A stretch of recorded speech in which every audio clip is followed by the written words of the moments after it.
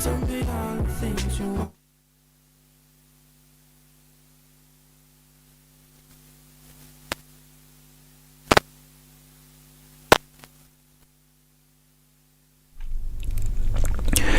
Good morning, this is Ruto. I'm Dennis Aseto. President William Ruto had said the East African community will only achieve its potential if it eliminates restrictions at the borders inhibiting free trade and the movement of citizens.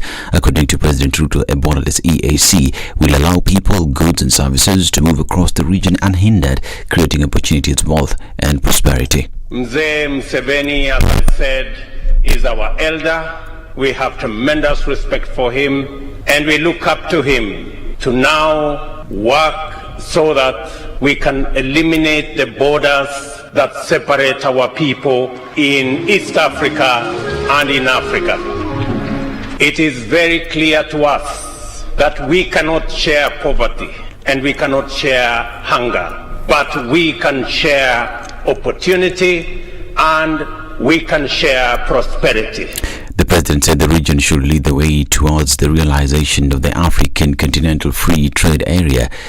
The president was speaking at Kololo Ceremonial Grounds in Kampala, Uganda during the 60th independence of the celebrations. Ruto asked President Yoweri Museveni to take the initiative and lead the region in ensuring EAC becomes a borderless community. I did instruct the Minister for Trade in Kenya to work with the Minister of Trade in Uganda so that together we can formulate and sign into the guided trade agreement that will facilitate the Africa Continental Free Trade Area to begin to become a reality, and so that we can harness the opportunities for investment, for trade, and for people to work together in our region.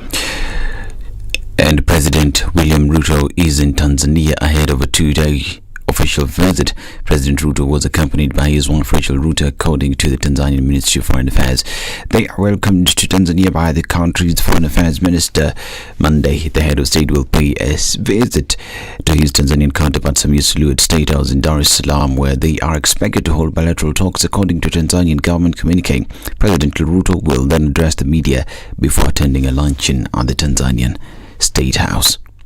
Now, Deputy President Rigathi Gachagua has assured Kenyans that the government will serve them equally irrespective of their political affiliation. They said no region will be sidelined because of how they voted during the last general election. Gachagua said despite the frustrations the Kenya Kwanza team faced during the last general elections, all Kenyans always served without discrimination. The Deputy President made the remarks at the Koilel African Inland Church in Uasin Gishu County during a Thanksgiving press service. Gachagua said the government was committed to uplifting the lives of Kenyans. He asked civil servants to diligently serve Kenyans without engaging in politics. And the National Police Service Commission will this week interview candidates seeking to replace George Kinoti as the Director of the Criminal Investigations Boss. The Commission disclosed that it has drawn a final shortlist of persons who expressed interest in the position following Kinoti's exit. The immediate former Director of DCI resigned and has since been transferred to the Public Service Commission. The Commission said in a special notice to the public that the 10 candidates have been invited for interviews and vetting on starting tomorrow at Kenya's School of Government, Lower Kabete in Nairobi. Only one female candidate made it to the final list. In the notice, the Chairman, National Police Service Commission Eliud Kinuthia, has invited the public to submit credible written memorandum on any of the candidates. And the Council of Domestic Hotels, Educational Institutions and Hospital Workers, KUDEIHA, has issued a 14-day strike notice to the board of Egerton University over alleged non-compliance with a signed collective bargaining agreement. The Union Secretary General Albert Njeru is accusing the institution of delaying the salaries for non-teaching staff. The union now wants Egerton University to implement the deal reached between the institution and the non-teaching staff, failure to which they will down their tools. They accuse the the university management of turning a blind eye to the welfare of the majority of the workers in the institution. And finally, the second annual East African Court of Justice Judicial Conference is set for the 26th to 28th of October in Kampala, Uganda. The Judicial Conference, under the theme Transforming Access to Justice in the East African Community, is expected to be graced by President Yoweri Museveni. I'm Danny Saseto. Good morning.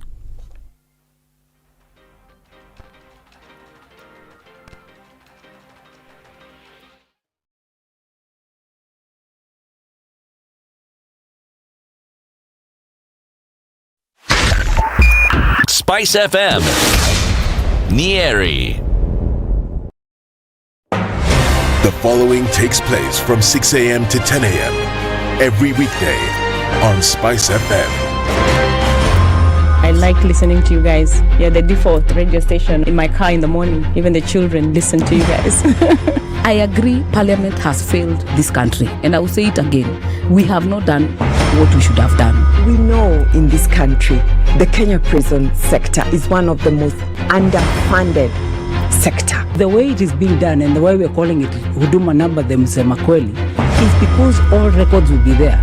You know, there are people who are now billionaires with no history as to how they got all these assets. Yes. Anything that the president does that is not in accord with the constitution is an illegal act. You know, he shouldn't be doing it, and he should be sitting here and trying to sort of guise it up. I totally believe live transmission of results and allowing Kenyans to be able to view all these results. I believe that it will be impossible to steal elections. The Situation Room, Kenya's biggest conversation.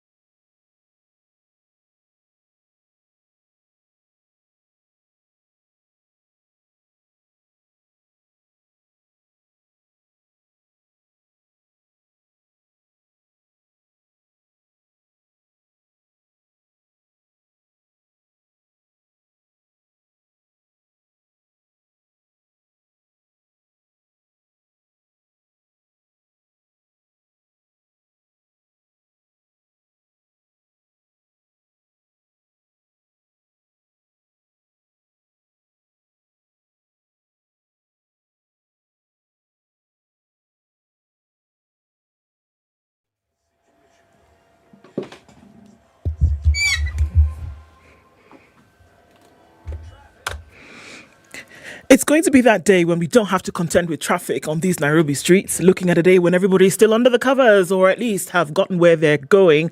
Not much traffic on the streets today. I don't think that we're going to see any through today where everybody's at home. So celebrating what? I like the way it rolls off my tongue. Utamaduni Day. And that's what it is this 10th of October. So nothing really happening. Most of the streets getting into the CBD looking just fine. In and outbound traffic is not going to be a problem, at least not for now. Should anything go out of whack, we'll be here to let you know. Let us know what might be going on where you are. I know the streets are empty. There's a temptation to go quicker, but arrive safely. Let's talk through the morning on SpiceFM KE on Twitter. In all things, we're trying to keep things moving today.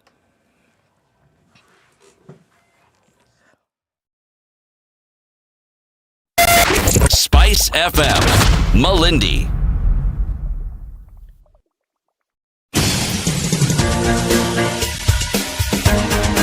This is The Situation Room, the home of hard-hitting political commentary and penetrating insights about the state of the nation. This is a talk radio experience like no other. The Situation Room, a place for hard truths, debates, and elevated conversations. The Situation Room, witty, political, engaging, deep, controversial. In the room, we have C.T. Muga, researcher, academic, seasoned political observer, a fountain of wisdom in these politically uncertain times. Ndu Oko, Nigerian by birth, Kenyan by choice, communications expert, Pan-Africanist, a truth seeker and believer in people power, and Eric Latin, agent provocateur, the man in the chair, seasoned journalist, news hound, a man who believes in punching up, not down. This is The Situation Room, the only way to start your day. Kaima. You see? Sindio? Nivo. Top.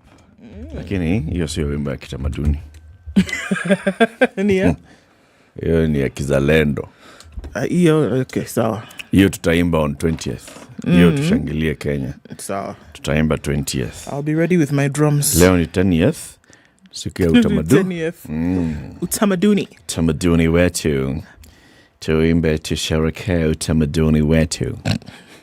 How you doing? Mimi? I'm fine, thank you. You're fine, thanks. I'm fine, thanks. Very good. Are you fine, thanks? Yes. It's important. Was it over the weekend? It was, eh? Okay. Today is Monday.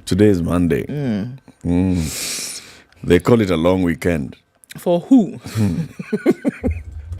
For who? Imagine. What are those? It don't matter what kind of weekend it was. We're here on Monday. How are you doing? I'm fine, thanks. Uko I freshy? read books. And this weekend, I read. Sheesh. It was for reading. And now, if you ask me what I read. See, it was for purposes of reading. Was it for purposes of remember? They've lodged somewhere tucked them away in the corners of my brain. You were reading for a purpose, and the purpose was not for you to remember. Please tell my professor that. So you wanted me to read? I read. She comes and asks you questions. You're like, why do you have these trust issues, man? See, I read. You said I should read. Why must you examine me and everything? I read. I'm aware of the content. Yes. I'm aware of the subject matter of this. So can we just move on? Can we move on? Please? Okay. Hey. Everything then have to end up with your questions. Why? Just leave it, man. I read it. Yeah. Anyway, welcome to Kenya's biggest conversation. It's the 10th of the 22th. It's Utamaduni Day. Tomorrow is the 11th, and tomorrow is a big day. The International Day of the Girl Child. Yes. It's the International Day. We have local days, we have international days. International Day of the Girl Child. And this week we're celebrating that International Day of the Girl Child the entire week. Yeah, because it's another day that gets a week? Yeah. Mastercard Foundation has been doing quite some work since a couple of years ago when they decided, you know what, let's work with communities in ensuring that people get proper work. And this is meaningful work. And so Mastercard Foundation has been working across Africa and in some parts of Canada, and particularly in Kenya. They are very, very focused on making sure that people get employment. 7 million Kenyans get employment. 70% of them, that is 5 million or so women, young girls, get employment. Meaningful work. And so we're celebrating that this entire week. I love it. Yeah, I just decided to throw that in so that we set the week straight. Okay? Get it right from the beginning. Get it right from the very beginning. Also, it's 10th. It's just 20 days to... The thing. So, working out, breaking a sweat, doing all kinds of nice things, getting ready for the Nairobi Standard Chartered Marathon. Why are you doing like that? It doesn't have to be in the gym, does it? Don't worry now. Did they say the gym is the only place you can sweat? That you're breaking a sweat, blah, blah. No. There are many ways to keep fit. Very good. Exactly. All as long as you're ready for the Nairobi, it's a Standard Chartered Nairobi Marathon. 23rd to 30th, virtual run. That's where now you don't know. Just clocking the time. And share. That's it. Then on the 30th, everybody who's going to come up for the 42, for the 21, for the 10 and the 5 family fun race, do that on the 30th. If you've not registered, you still have some time to do so, right? On nairobimarathon.com, register for the race, and then come out on the 30th or between the 23rd and the 30th for the virtual run. And feel like an athlete, be an athlete, run for a good cause. Okay. So what are we going to be discussing today? At 7 a.m., we have somebody who was the first speaker of the Elgeyo-Marakwet County Assembly, and he is the current vice chairperson of the Center for Multi-Party Democracy Kenya. He represents the chama called Chama Shenani. Chama Shenani. Albert Kochei wants to be the next senator for Elgeyo Marakwet County. He'll be here with us at 7 a.m. But we'll focus on the role of county assemblies and the Senate in protecting and strengthening devolution. He has some experience on that. At 8 a.m., October is also Cancer Awareness Month, so we'll have Dr. Geoffrey Mutuma, who is a consultant pathologist and the founder and proprietor of the Zambezi Cancer Hospital. And he'll be here alongside Millicent Kagonga, who is a cervical cancer survivor. We'll be talking about cancer, raising awareness this Cancer Awareness Month. At 9 o'clock, we have a professor from Oxford University, one of the people who taught Dr. David Day, William Ruto's bottom-up guy. The professor will be here with us at 9. Stefan Darcon, he is a professor of economic policy at the University of Oxford and is a former chief economist at what was then the USAID, not USAID, DFID. Yes. Which is now called what? The Foreign and Commonwealth in Development, Development, FCID. Yeah. FCDO, Development Organization. Hiya. Pat morning. But we'll do it. Yes. But let me tell you what's going on with COVID. Did you know that there's some places in Nairobi so you still have to put on a face mask regardless? I don't know if it just sounds like a some nice places thing in Nairobi. Like some places around the country. You still have to wear a mask if you're getting on the train. You still have to wear a mask if you're stepping into the vicinity of the SGR. In certain taxis, you must put on a mask. Inside the planes. Yeah. Aeroplane. Still a thing. Yeah. Okay. It's still a thing. And now let's take that and look at the numbers that are in Kenya. This is now over the last 48 hours. 6 new cases from a sample size of 985 gives Kenya a positivity rate of 0.6%. There have been 4 recoveries and yet another day where we clock 0 deaths in the country. Just looking at cumulative tests that have taken place in the country over the last 2 years, 3,895,354. Total confirmed cases in Kenya, 338,499. There have been total recoveries of 332,810. That gives Kenya cumulative fatalities of 5,678. So that's what we're looking at for COVID in the country. Let's take a look around the world, and 6,671,750 is the total number of cases that we've seen around the world. Okay, so what stories are making headlines in terms of COVID? How the zero COVID policy is spoiling Xi's party 3 years into COVID. And the idea was to have China in a stable and tip-top shape when thousands gather in Beijing to usher in a historic term in power for Xi Jinping. However, the virus is not playing nicely. Tens of millions have been confined to their homes in lockdowns over the last few weeks, with 60 towns and cities. And this is bringing political pressure on the man who has become the most powerful Chinese figure since the first communist era, Mao Zedong. So this is the thing. You're going into a campaigning period, but at the same time, you're locking it down. So they're saying, how is he going to be able to use the element of persuasion on people when he and his state basically have said, stay indoors? How are you going to be able to do that? Who's asking this question? Of course, we know who's asking this question. Do they understand how China works? That you can still have messages going through and powdered down, whether people are indoors or not. So according to this story, the government's ongoing dynamic zero COVID strategy is inextricably linked to Mr. Xi. Its success is his success. Its failure, well, it would be a brave person to try and pin it on him. Vaccine rollouts have meant learning to live with the virus, but this one major economy stands alone, clinging to a response designed to quash every outbreak. So they're saying the zero COVID policy that he has put in place with the help of his government could actually be of detriment to him in making sure he comes back for another term as leader. We'll have to wait and see. Well, the CPC is meeting next week for an entire week. And by the end of it, he will have his new term. A historic third term in power. He will get it. Because the people who are going to elect him to the third term in power are not the hoi polloi. Exactly. It's the people who will be in the room in Beijing. In the room. Anyway, let's take a break. We'll talk about other rooms as we continue the conversation. This is the Situation Room, 6:20. Let's take this quick break, take a look at the weather, and then you tell us where you're locked in from. And we will also acknowledge your presence. Good morning.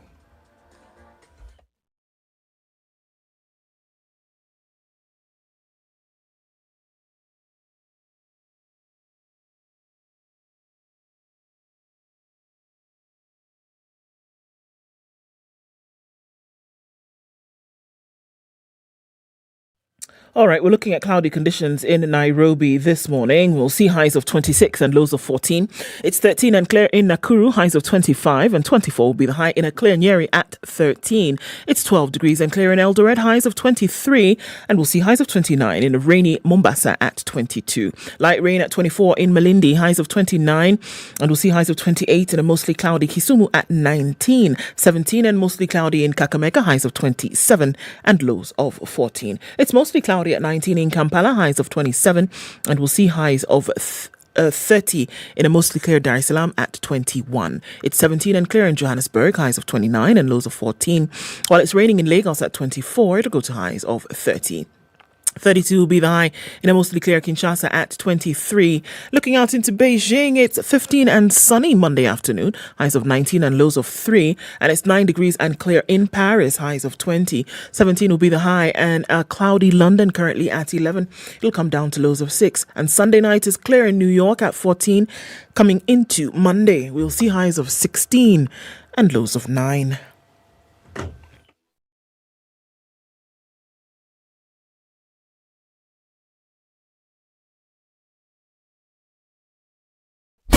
Classic soul, R&B, smooth jazz, neo soul, and nostalgic ballads. Make some noise. Yeah! You're listening to Spice FM.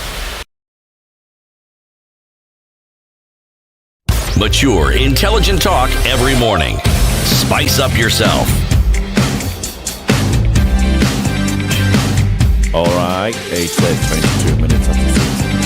Mornings. Dwarf, my goodness, where have you been? And he says, good morning. And he's telling us, I am back after suffering serious post-election heartbreak. Sounds like postpartum depression. Yeah. My goodness.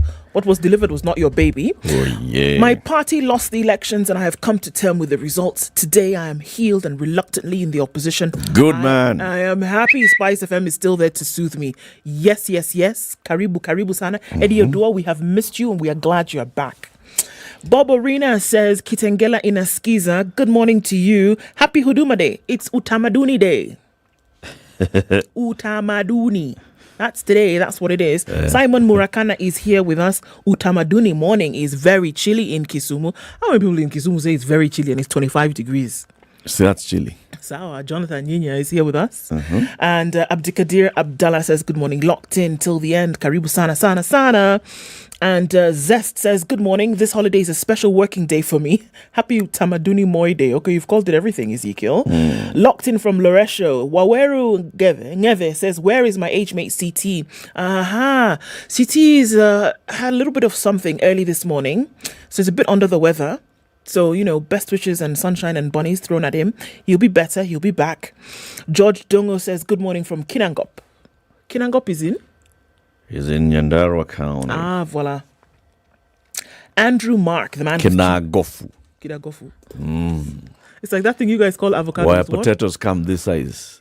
The one that if you take one potato, you can do a portion of chips with one potato. You eat one waru and you can do a mukimo for the entire village. In Kinagofu. You say avocado how? Avocado. No, there was something else you said. I can't remember what it was. No, there was something else. Okay, let's go on. That did not sound anything like avocado. Anyway, I'll remember. Titi will remind me. Eric Gashohi says you should get it right. Is it Utamaduni or Huduma? Why the violence? It's Utamaduni.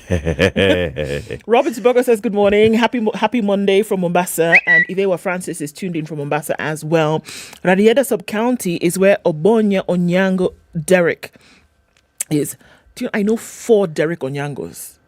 4 Derek Onyangos. Derek Onyango. I know 4. This is the 5th. I don't know you, but Derek Onyango. Derek Onyango is another one. Mm-hmm. Who else is online this morning? Fanny Sagutu says, good morning. She says, happy MCM to all men in the building. So all of you, happy MCM, all of you, tick.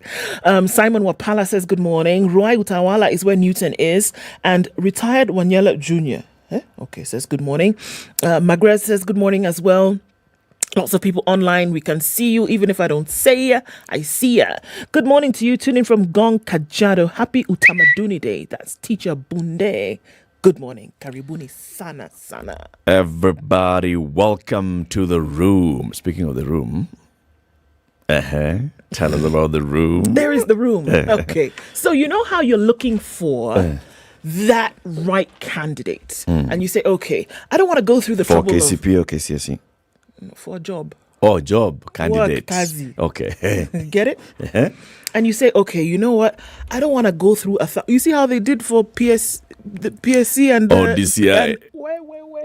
9,000 people, then you whittle them down to 499, then you print another one, we add another 100, and you're looking for 49. Yeah.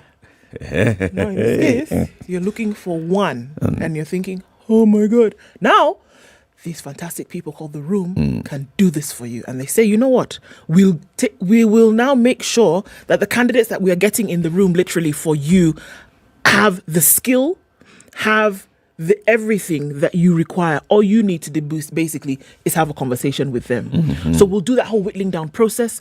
We will make sure that we separate the wheat from the chaff kind of thing, and you don't have to worry about the candidate that we present to you, whether they have the skills or not, because we would have done that process. We would have done the finding and the refining and the refining on top of that. The Room presents you with an option in terms of. So what are they? Are they a recruitment agency? Are they an employment agency? It's a combination of everything. It's kind of a combination. It's your super Uber headhunting agency. Will find you the perfect candidate for that position. So basically what they have is they are not, you don't come to them and then they start looking for people. No. They have people already. What they do is they train people, they upskill people, and then once people have been upskilled and they've also been vetted, they are in the room. So it's this place that you walk into and say, hey, I want this. And they're like, we have 5. Take your pick. Take your pick, which makes it much easier. Very much easier. Okay. Let me tell you today's proverb. You said we go to Ivory Coast. Wait, Côte d'Ivoire. So, what's the capital of Ivory Coast? There are many. What's the commercial capital? Abidjan. And what is the administrative capital? It keeps leaving my head. I'll find it. Talk. Okay. Ivorian proverb this morning. A poor man's sheep will never get fat. A poor man's sheep will never get fat. Yo. It's true. Very true. Why? They don't have enough now to eat. If the poor man doesn't have enough to eat, is it the sheep that will be fat? Oh, yeah. See, unfortunately. Oh, yeah. Okay, let's look at the newspapers. www.standardmedia.co.ke is the online edition. What they're promoting is they've got details on Paul Geshero's death. Why police want to close this file. Araka upesi. If you want to read more about it, just go to buy a copy of the Standard today. You'll find a QR code. It'll direct you to the online version where you get access to today's and previous stories. Even if you want tomorrow's story, check back later tonight. You'll find it. What's on the front pages? All right, front page of the Standard this morning. Ruto's firm grip on power takes shape. President appears keen to take full control of government affairs with a team of politically savvy individuals tolerating no opposition. Will he use this power wisely? That's the question being asked on page 6, 7 and 8 of the Standard. Fresh bid to change the constitution as well. There's a gentleman called Nyongesa Mahanu. He's a petitioner and he's written to the IEBC seeking the nod to collect signatures to support the changes throughout the through the popular initiative method. That's on page 4. And we'll look at the key highlights towards that petition. Kenyans rule in the Chicago City Marathon. Just shy of a world record. Ruth Nyetich wins the title yesterday, as does Benson keep Ruto. On the front page of The Nation, Azimio to Ruto, walk the talk is what they're being told. While on the campaign trail, Ruto envisioned a smooth implementation of his pledges, but taking the reins of power on the 13th of September ushered him into a harsh reality: drought, rising food and fuel prices, mounting debt and insecurity. Now his rivals want him to quickly address these issues. What magic will he work is the question. There is also the issue of death threats, corrupt tender deals, and a woman's elusive search for justice carried in The Nation today. We'll look at that as well. Death threats and what and what? I know. Sounds really morbid, doesn't it? Oui. Okay. It's 6:30. Shall we take this break? Let's do it. There's traffic today. Akuna? At this time? Nope. Anyway, just tell us how the roads are looking like.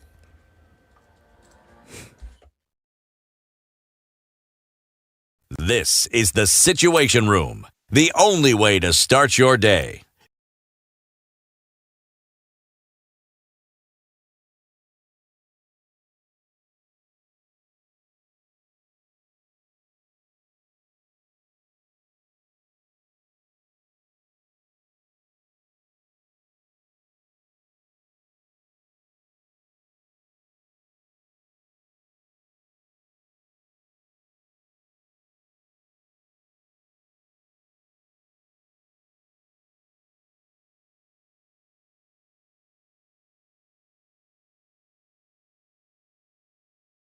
Not much of it on these Nairobi streets this morning, and we're looking at a smooth flow of traffic in most parts of the city, getting into the CBD, coming off the Thika Superhighway, or coming off Gong Road, coming off Mombasa Road, and then coming off the other parts of the city as well. We're not going to see too much of an issue. Free and clear traffic in and outbound.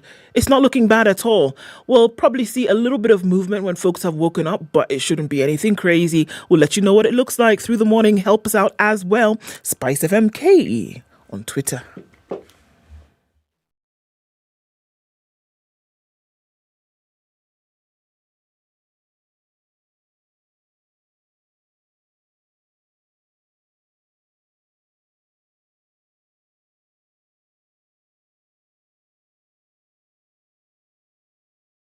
Mature, intelligent talk every morning. Spice up yourself.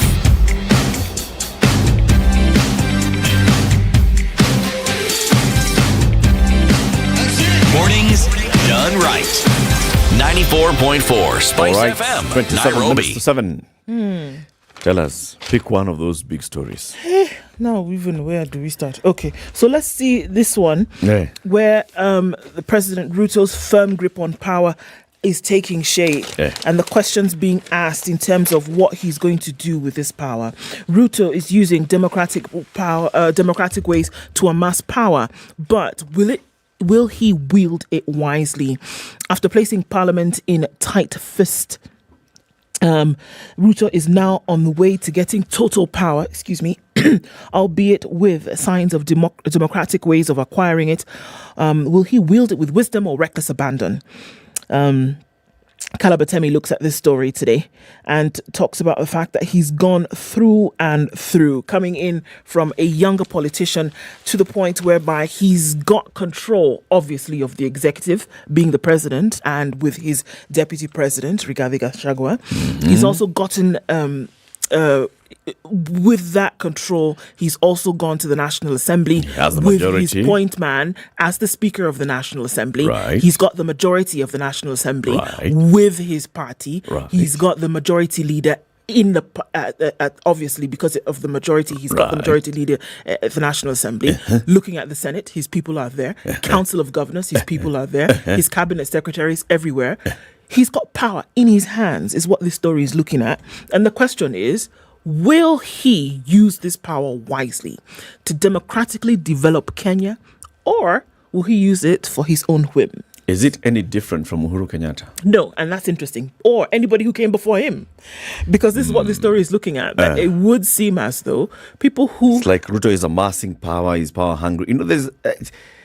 It's creating that kind of, an image and all. Uhuru Kenyatta, let's just start with Uhuru Kenyatta because he was the first president under the new constitution. Okay. So Uhuru had a majority clear and absolute majority in the National Assembly. Yes, he did. He had a majority in the Senate. He had Justin Muturi as his speaker. Muturi was his man. He had Ekwe Thuro as a speaker in the Senate. Ekwe Thuro was not against him. He had the majorities in both houses. Until we saw the splits, he had Murkomen and Kihika, who were at the Senate. He had Justin Muturi, who was at the National Assembly as the Speaker. Plus, he had his leaders, who later on became Sam Pogishu and the rest. But he had his people there the whole time. He had his people. The only difference then was that Isaac Ruto was the first chair of the Council of Governors, who was not Jubilee. Right? But he had come in as Jubilee. It's only that now he was going into Chama cha Mashinani later. But when Isaac Ruto was coming in as he was elected by Jubilee governors. Truth be. So what's the difference? The difference is the name. Okay, Ruto. The difference, exactly. The difference is that it's a different human being. But in terms of practice and what has been, it's the same thing. It may seem that he was a little bit more bullish about it, but absolutely making sure that his people were there. But who didn't? Many would say that, okay, maybe President Uhuru Kenyatta took a lackadaisical approach to things and he just kind of, we're just So people actually assume that Eden Duale became majority leader without Uhuru knowing that Eden Duale was a majority leader in the National Assembly. Oh, stop it. No, or Kipchumba Murkomen was the majority leader in the Senate without Uhuru Kenyatta knowing. So people could say, but those are Ruto people. You think Uhuru was just saying, anybody who wants it can take it. No. This was not a game of dominoes or checkers. It was chess. It was properly calculated and everybody knew what they were doing. Just as Ruto knows exactly what he's doing here. I think, if anything, what he's trying to do is cement the narrative that Ruto is hands-on and that he's very, he's into the detail and he's very sure about what everybody's doing. Look, man. I think these two headlines basically are trying to create a narrative that he's hungry for power. Ruto using democratic ways to amass.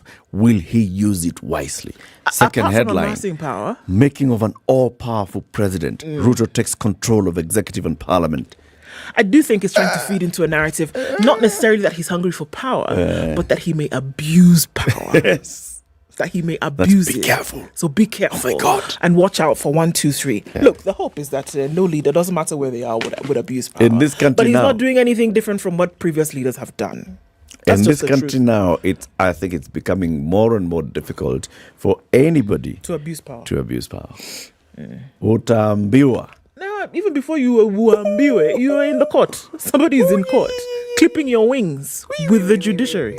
Kenyans have tasted that thing, but they will remind you, my friend. Chonga sana, my friend. Sisi ndio tunasema. But anyway, it's an interesting story, that one by Kalabatemi. Looks back into history, into the Jomo Kenyatta administration, into the Moi administration, and coming all the way into the William Ruto administration. Ruto. You got to take the R out. Yeah.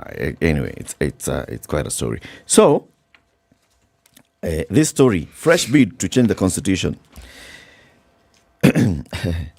So there's a gentleman called Architect Nyongesa Mahanu. Architect Nyongesa Mahanu has, let me just read the story. A voter has written to the IEBC seeking to collect 1 million signatures to change the constitution to allow a rotation of presidency. Nyongesa Mahanu, an architect, wants the president elected from a community other than that of the retiring president and his or her predecessor.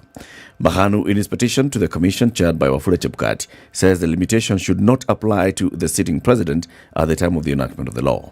In the draft of constitutional amendments, he proposes that the runner-up and their running mate in the presidential election should get direct nominations to the National Assembly and Senate, respectively, to lead their troops. So had this proposal been law, then Raila would be in the National Assembly and Martha Karua would be a senator today. The petitioner is also seeking to have the general election date moved from August to December. He argues that there is need to harmonize the fixed election calendar with the economic, school, and national financial calendars. Our financial calendar, Mr. Mahanu, ends in June and starts in July, not December, buena. Holding presidential elections on the second Tuesday of August after national activities, economic activities affects national economic activities negatively, particularly the tourism sector, because it clashes with the season for the wildebeest migration in the Serengeti and Masai Mara. This is tourism peak season. He says, Bana, it sends shivers and people don't come.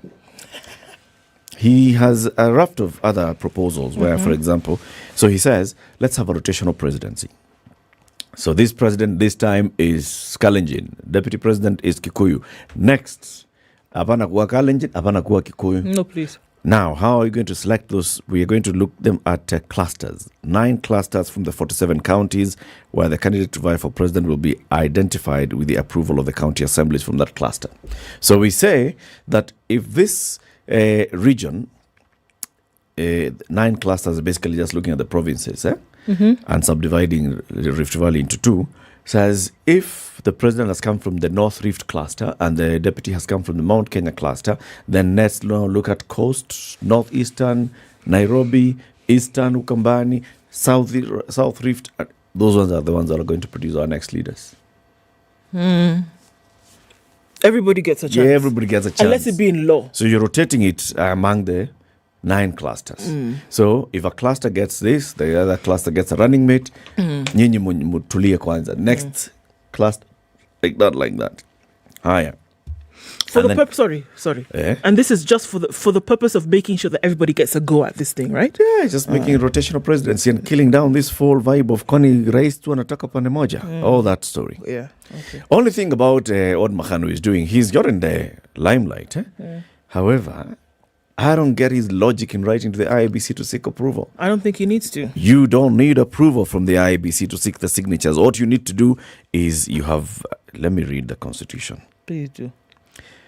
Constitution of Kenya. It says, amendment of this Constitution. Amendment by popular initiative. An amendment to this Constitution may be proposed by a popular initiative signed by at least 1 million registered voters. A popular initiative for an amendment to this Constitution may be in the form of a general suggestion or a formulated draft bill. What Mr. Architect Mahanu has now is a general suggestion. If a popular initiative is in the form of a general suggestion, like this one by Architect Mahanu, the promoters of that popular initiative shall formulate it into a draft bill. See what you need to do now, Mr. Mahanu? Formulate that thing of yours into a draft bill. The promoters of the popular initiative shall deliver the draft bill and the supporting signatures to the IEBC, which shall verify that the initiative is supported by at least 1 million registered voters countrywide. And then from there, it goes to the county assemblies, blah, blah, blah, blah. So, Mr. Mahanu, what you're asking for is something that Chebukati will tell you, what are you asking me to do now? So just bring it. You bring a bill, bring signatures, then I'll take it to the county assemblies. Asking, excuse me, teacher, can I collect signatures? May I go to the bathroom? No. Yeah. Go ahead, man. You don't need the IEBC to start collecting signatures. No. Listen, we have history. We have had 3 attempts at amending this constitution through popular initiative. The first one was launched by Raila Odinga barely 3 years into the life of the constitution. Anyway, that's another story. 3 years into the life of a constitution. 4th, Okoa Kenya, Raila Odinga, and NASA. No, then it was called. They went across the country. They collected signatures. They put them into some file, took it to IEBC with a draft bill. Chebukati looked and said, these are not signatures, boss. Stop joking. 1, flopped. Raila did not start by asking Chebukati, can I collect signatures? Second one, Ekuru Okot, Third Way Alliance. With the Punguza Mzigo campaign. They formulated a bill, they went around the country, they collected signatures, they took them to the IEBC. IEBC said, yes. Took it to the county assemblies, only 2 county assemblies approved that bill, and therefore it flopped. Ekuru Okot did not start by asking Chebukati, can I, excuse me, teacher, sir? He didn't. Third one, Uhuru Kenyatta, Raila Odinga launch BBI. They, of course. So it's not Uhuru, okay. It's Dennis Waweru and Junet Mohammed as the promoters of the BBI. They go around the country, collect signatures, take to IEBC. They're told, sawa, it goes to the assemblies, it's approved, it goes to the National Assembly. But the court says, wait a minute. You see, these guys did not have to go and ask IEBC first. So we have history. Mr. Mahanu, stop wasting your time, your own time. you're wasting your own time. So if you wanted publicity, you have just called the media to kupatia coverage. Just go. Go collect signatures now. Can you? You can start your thing. Yeah. So, now that you've told him what he can do, let's hope that he will, today's Utamaduni Day, so maybe he won't do it today, but, he can start off tomorrow kind of thing. Can start even today. Just itia watu nyama. and as they get their plate, please sign here. Please sign here. There's a lady who's being punished for refusing dirty tender deals. On the front page of The Nation. She's being punished for refusing dirty tender deals. Death threats, corrupt tender deals, and a woman's elusive search for justice.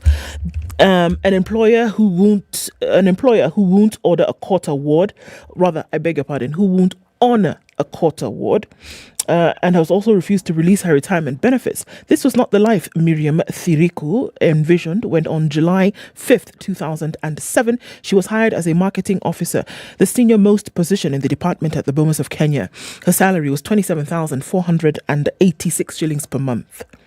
All went well, and as appointed to her diligence, she was given an extra role, which involved leading a panel that awarded lucrative tenders. Sometime in 2013, her troubles began. She says her tribulations have to do with her decision to resign as chairperson of the State Corporation's Procurement Committee, since she was uncomfortable with its underhanded dealings. But shortly thereafter, she was sacked by her employer. She couldn't leave the committee and keep her job. So you had to do both, my friend. This is what they were basically telling her. The subsequent court battles have lifted the lid on the pain she has endured over the years. Ms. Thiriku recounted in court the corrupt dealings that forced her to quit the procurement committee. Decisions would be taken without her being involved, and she would be required to give approval as though she had been involved. Some staff members had also formed companies and were supplying goods to the organizations without disclosing their interests. This was also the problem of single sourcing of commodities. The claimant raised all these issues. The frustration led to her eventual resignation from that committee and subsequent deterioration of her relationship with the general manager. Employment and Labor Relations Court Judge Helen Wasilwa was told Ms. Thiriku endured more frustrations and false complaints from at least 3 fellow employees, as well as threats that she reported to the police and other administrative bodies. The judge observed some threats were made by text messages to her phone, and she has kept one such message to date, and it read as follows: "If you think you are so clever, ensure you won't cross the line one." Okay, this is text speak. Let's do it again. Okay. If you think you are so clever, ensure you don't cross the line once and forever with a 4. Your days are numbered, and I will ensure you see what you have never seen. You will truly regret. Who's this now? Who's sending her this text? One of the people who in that tender committee. Exactly. The judge traced the genesis for tribulations thus. Sometime in 2012, Ms. Thiriku had cooperated with an anti-corruption investigation which did not augur well with the respondent's management. On the 19th of June 2017, Justice Wasilwa found that Bomas of Kenya treated Ms. Thiriku unconstitutionally through unfair labour practices and awarded her 500,000 shillings in damages. But Ms. Thiriku's triumph after a court battle that lasted almost a decade risked turning into a hollow victory, as her former employer, the Bomas of Kenya, has yet to pay and has withheld the damages. Although the Court of Appeal in June this year dismissed the case filed by Bomas of Kenya, seeking to overturn the 2017 judgment, she's yet to receive a cent from her former employer. Her dues include retirement benefits, other benefits, and salary increments that she was entitled to for the years her pay was stagnant, as that of other staff members was increased, and salary for the 2 years she was locked out of employment up to retirement between September 2018 and August 2020. In addition, the employer is required to pay for years worked and not included unpaid contributions to the National Social Security Fund, her terminal benefits as stipulated in law, her certificate of service, annual leave, and other costs, including unrefunded amounts she used in pursuing her studies and trips while still a staff at Bomas, totaling 551,140 in addition to the damages. None of these have been paid. Bomas has gone silent since the ruling was made on June 24th this year. Why they are not complying with the court's orders boggles my mind, she said. Bomas appealed in 2017. This is Bomas of Kenya? Yes. This one Bomas of Kenya. The office of Bomas of Kenya. Or does it procure? That's the question. Okay, That's a good anyway, question. go on. Okay, so I tell you. They procure, space for election. No, they lease out space. Or do they procure?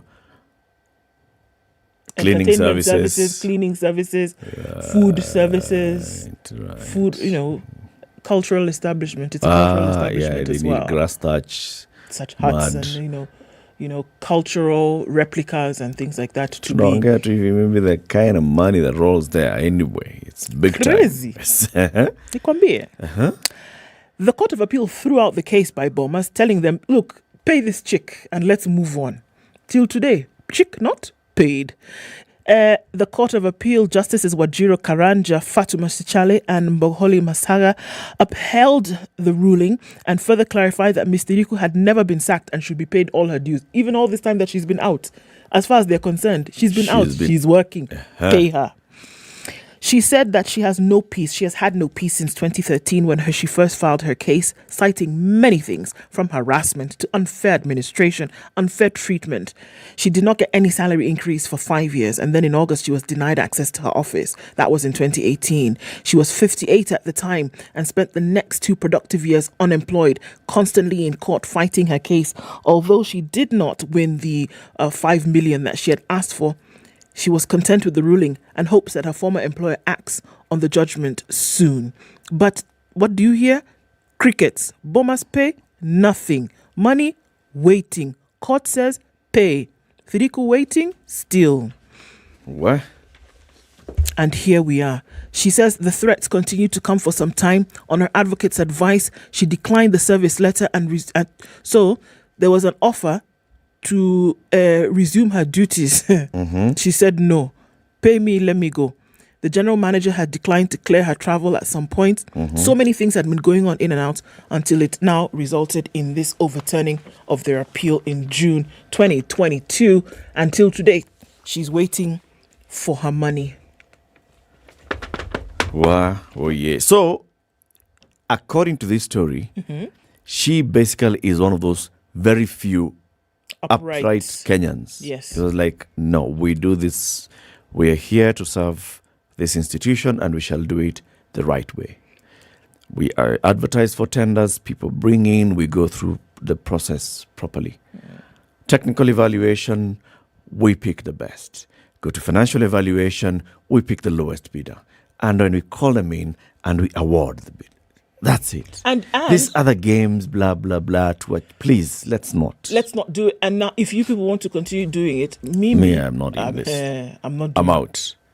That's where the problem came now. That because she wanted to walk out. Yes. Because walking out means you're now going to start tell Eric talking. what you've been doing inside here, and no. Where? Okay. And you cannot continue with your job in the marketing department and refuse to be part of the committee. No.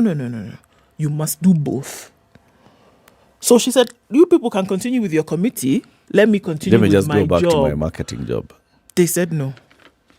You must. No, you've already been in here. We can't allow you to be out there. It's like the mafia. Yeah. Once in. Until you die. Where? Very sorry for her. I know. I can imagine. Hey. If she is genuine, then how she must be feeling throughout these years and feeling, look, I'm just doing the right thing. I just did the right thing, man. Mashujaa Day is coming in 10 days' time. She should be celebrated. I tell you. Hiya. Last week, we talked about this Kenyan guy from somewhere in Elgeyo Marakwet County, in Baringo County, right? Who went to America, courtesy of his sister, in the 90s. Went to work as a nurse.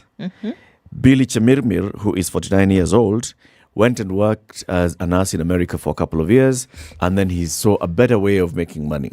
And this better way of making money was by trailing elderly women, going to their houses, killing them, suffocating them using a pillow, and stealing from their houses, and then going. And when people come, they think, oh, she died of natural causes. Kumbe. Slept and never got up.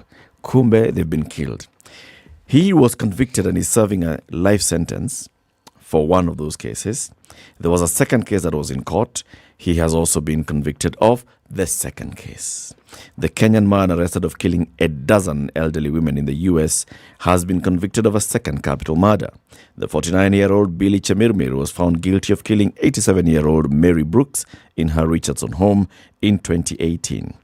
The Dallas Morning News reported that Chemirmir was automatically sentenced to life in prison without possibility of parole. They reported that Dallas County jurors in less than 30 minutes of deliberation found Chemirmir guilty of killing Brooks. The conviction followed a week-long trial at the Frank Crowley Court building in Dallas. Brooks' body was found on January 31st, 2018 by her grandson David Cudley. In April this year, Chemirmir was convicted of killing 81-year-old Lou T. Harris in Dallas. He was sentenced to life in jail without parole for that one. So those are 2 out of a dozen cases. The others are still going to come to court. He is likely to face multiple life sentences without possibility of parole. And it's interesting because they will not. They just looking at another piece of a story here is that likely that as these sentences come falling, they will not be consecutive, or rather, they will not be concurrent. But that they will be consecutive. They'll be consecutive. Yeah. Die once and then start serving the second. Usually they'll say, okay, fine. All of Serve them concurrently. But in this case, no. One after the other, after the other. But what's the point of saying it in consecutive life sentences? It's in the meaning that what you did, was so terrible that you don't get a chance to lump it up and do it together. That it was so bad that it was so if something were to happen heinous, that you maybe had a heart attack and you were out and declared dead by a doctor, and then miraculously you rose again, you start serving the second death sentence. Yes. Because those things can happen. It can happen. You can be declared dead and then the next thing they're burying you. You've seen it in Kenya. Yeah. Tukasikia. Excuse me. Siko tayari. What? Yeah. So I think that you've been declared dead, you're actually in the mortuary, and then, because that something like that could happen. Eh? Sure. And if they're pulled out and they said, oh, a doctor had actually certified this person dead, now we find that he's not dead, now you cannot take them back to jail. I think it's in the spirit and the meaning of the sentence, obviously, to show that, the heinousness of these acts was something each of them deserves its own punishment. And each of the lives lost, you can't just, each of those lives were lives that were precious to someone, precious in themselves. You can't just lump them all together and say, all right, since it was one perpetrator, let him suffer for them all at the same time. No, each and every one of them had their spirit, each and every one of them had their authenticity. So suffer one more for them. So that's what it looks like it's going to happen, that they will be consecutive and not concurrent. Okay. Hi, tell us another story. I tell you. A happy story, you. Now, you've heard of English Point Marina. I think that the name sounds so bougie. I like it. Now, the KCB Group has seized English Point Marina for a second time after a court lifted a ban blocking the bank from taking over the property over a 5.2 billion shilling debt. The Court of Appeal has frozen orders by High Court Judge Dora Chepcoin that blocked KCB Group's appointed receiver manager Kamal and Troy Batt from taking over English Point Marina without disclosing the reasons. KCB Group seized the Mombasa luxury property in June, sparking a court fight with the owners that saw the bank kicked out a month later. KCB now returns to the property until the appeal against the High Court ruling is heard and determined, setting the stage for a long court fight and multiple suits on the property. It went on and says, we shall give the reasons for our decision come October 14th, 2022. English Point Marina is owned by Amin Kanji, his wife Leila, brother Al-Noor, sister-in-law Nafisa and Nazir Jinnah. The luxury property is located by the harbour and consists of 96 apartments, 8 penthouses and a 26-room hotel. It's one of the few private projects granted the Vision 2030 private sector flagship status. The firm has been servicing the loan and enjoying a moratorium that lapsed in June 2020. So far, the firm has paid 3.3 billion shillings. Wow. Okay. Some details there that will be needed. There are people who are section of property owners of some of those apartments there. So what happens to them? Yeah, what does that mean? Anyway, keep it here for more conversations coming up in the next hour. Remember, wherever you are countrywide, you have access to 4G internet connectivity thanks to Airtel. Tonight, we are giving away 2,000 bob worth of airtime, and we're asking, what bills are you paying today via Airtel Kenya? That's Airtel Money. Let us know, and we will win. Good morning, 7 a.m.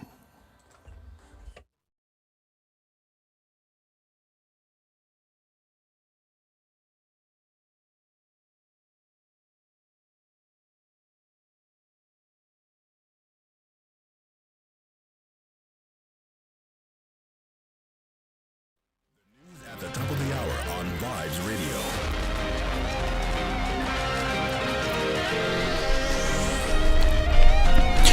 Good morning, this is Nizu. I'm Dennis Aseto. President William Ruto has said the East African community will only achieve its potential if it eliminates restrictions on the borders inhibiting free trade and movement of citizens. According to President Ruto, a borderless EAC will allow people, goods and services to move across the region unhindered, creating opportunities, wealth and prosperity. Mzee Museveni, as I said, is our elder. We have tremendous respect for him, and we look up to him to now work so that we can eliminate the borders that separate our people in East Africa and in Africa. It is very clear to us that we cannot share poverty and we cannot share hunger, but we can share opportunity and we can share prosperity. The president said the region should lead the way towards the realization of the African Continental Free Trade Area. He spoke at Kololo Ceremonial Grounds in Kampala, Uganda during the 60th Independence Day celebration. I did instruct the Minister for Trade in Kenya to work with the Minister of Trade in Uganda so that together we can formulate and sign into the guided trade agreement that will facilitate the Africa Continental Free Trade Area to begin to become a reality, and so that we can harness the opportunities for investment, for trade, and for people to work together in our region. And President William Ruto is in Tanzania for a 2-day official state visit. President Ruto is accompanied by his wife Rachel Ruto. Today, the head of state will pay a visit to the Tanzanian counterpart Samia Suluhu at State House in Dar es Salaam, where they are expected to hold bilateral talks. President Ruto has travelled to several countries since his inauguration, including England to attend Queen Elizabeth II's funeral, the United States to attend the United Nations General Assembly, Ethiopia for bilateral talks, and most recently, Uganda, where he attended the country's 60th independence celebrations. Now, Deputy President Rigathi Gachagua has assured Kenyans that the government will serve them equally, irrespective of their political affiliations. He said no region will be sidelined because of how they voted during the last general election. Gachagua said despite the frustrations the Kenya Kwanza team faced during the last general election, all Kenyans will be served without discrimination. Nashukuru nyinyi kwa ujasiri wenu kisiasa, kwamba mitego yote iliwekewa William Ruto na nyinyi mliruka yote moja kwa moja mpaka tukapata ushindi. Hata hii maneno yote ya kusimamisha maendeleo hapa Arol na Kimorel ilikuwa ni siasa, ationekane William Ruto hasaidii watu ya nyumbani ndio mchukie yeye. Uvumilivu wenu, ujasiri wenu, ushupavu wenu kwa kuelewa siasa ilikuwa naendelea, mkakataa kuangukia hiyo mtego, ndio ilifanya sisi Mwenyezi Mungu akitusaidia tukafika. The Deputy President made the remarks at the Koilela African Inland Church in Uasin Gishu County during a Thanksgiving prayer service.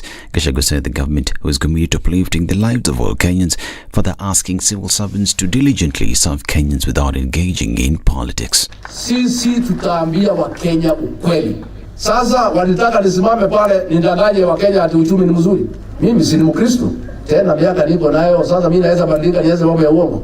Wale ambaye wako na shida na mambo ya ukweli, mzoee naibu wenu wa rais mapema. Mnataka tuongee ukweli ama uongo? Sisi tukisema lazima tubadilishe maisha, hii maneno ya kuwekelea watu makisi kwa sababu ya siasa imefika mwisho. Hiyo ndio iko. Hii maneno ya kushika watu Friday kuwaumiza kwa sababu ya siasa imefika mwisho. Hawa regional commissioners na county commissioners zimekuwa nao. Na nimewaambia hatuna maneno na nyinyi. Nyinyi ni watu ya amri. Mlikuwa mnatumika. Hatuwezi laumu nyinyi. Mkuje tufanye kazi. Lakini kazi yenyewe imebadilika. Hii maneno ya kutesa watu imefika mwisho. Hii maneno ya kuumiza watu imefika mwisho. And the National Police Service Commission will this week interview candidates seeking to replace George Kinoti as the Director of Criminal Investigations boss. The Commission disclosed that it has drawn a final shortlist of persons who expressed interest in the position following Kinoti's exit. The immediate former Director of DCI resigned as has since been transferred to the Public Service Commission. The Commission said in a special notice to the public that the 10 candidates have been invited for interviews and vetting tomorrow at Kenya School of Government Law Kabete in Nairobi. Only one female candidate made it to the final shortlist. This is Newswire. Dennis Aseta. Good morning.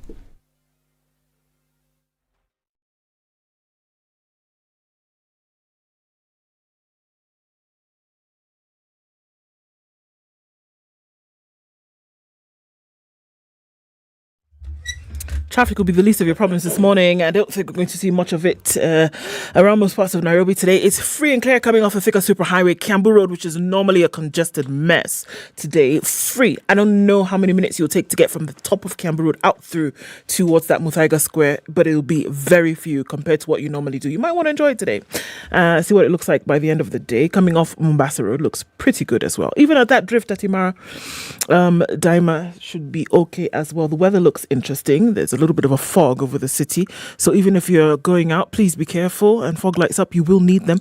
Coming off of Outer Ring, it's not going to be an issue either. I think we should be good throughout most of today. Just in case anything does go out of whack, let us know. SpiceFM KE on Twitter.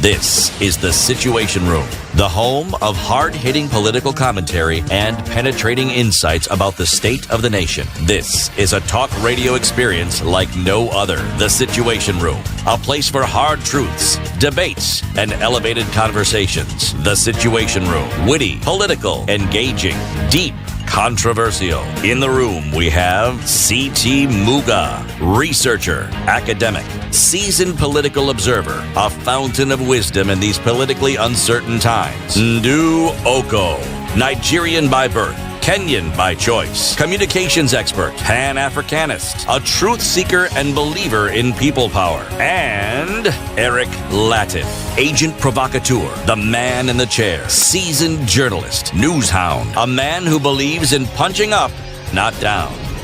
This is The Situation Room, the only way to start your day. Day of October 2022. Welcome to the second hour of Kenya's biggest conversation.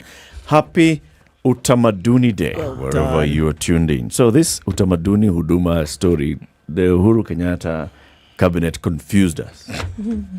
We blame it on them. Okay. First, they told us that Huduma Day will be 10th. Then Utamaduni Day will be the Boxing Day. Then now they go and tell us Boxing Day will be boxing. And now today it can be Huduma Day, it can be Utamaduni Day. Utamaduni wa Huduma. Which one? Whichever one. How do you like it? Hudumu kwa Utamaduni Day. Anyway, it's the day before the International Day of the Girl Child. And tomorrow will be that day, International Day of the Girl Child. So this whole week at Spice, we are celebrating and commemorating the International Day of the Girl Child and appreciating the work that's been done by the MasterCard Foundation so far, which is looking at the work that they launched in 2019, Making the Young Africa Work Strategy, where they're looking at making sure that young Africans get employment and they get meaningful employment. That's the work that they decided to do. All right. So we'll be looking at what the MasterCard Foundation and their implementing partners have done so far in Kenya, particularly looking at making sure that 7 million young Kenyans have gainful and meaningful employment in a couple of years' time, and also looking at making sure that at least of those 7 million Kenyans, 70% of them, or 5 million or thereabouts, are young girls in the areas of MSMEs, enhancing skills, and looking at agriculture as well. Anyway, That and more coming up. So, City is not in today. He is a little bit under the weather for Utamaduni Day, but he's resting, so he'll be back, God willing, tomorrow. I have the proverb. It's from Ivory Coast. A poor man's sheep will never get fat. A poor man's sheep will never get fat. The Ivorians are very direct. Them and the Libyans. You get it. Yeah. A poor man's sheep will never get fat. That's it. Kuna story mingi. No. We have a guest in the studio. Albert Kochei is the vice chairperson of the Center for Multi-Party Democracy Kenya. He was the first speaker of the County Assembly of Elgeyo Marakwet. And now that we have an election looming in that county, he is throwing his hat in the ring. Albert, good morning. Good morning, fellow Kenyans. If I can follow the trend that was set by the fourth president, fellow Kenyans. Fellow Kenyans. Good morning, fellow Kenyans, and enjoy your holiday. Kabisa. I wish City quick recovery. Kabisa. Absolutely. Welcome to Kenya's biggest conversation. Welcome to the hot seat of the biggest conversation. Yep. So it's a lot of work that you have done. Yes. You're currently the vice chairperson of the Center for Multi-Party Democracy. Absolutely. What does that mean?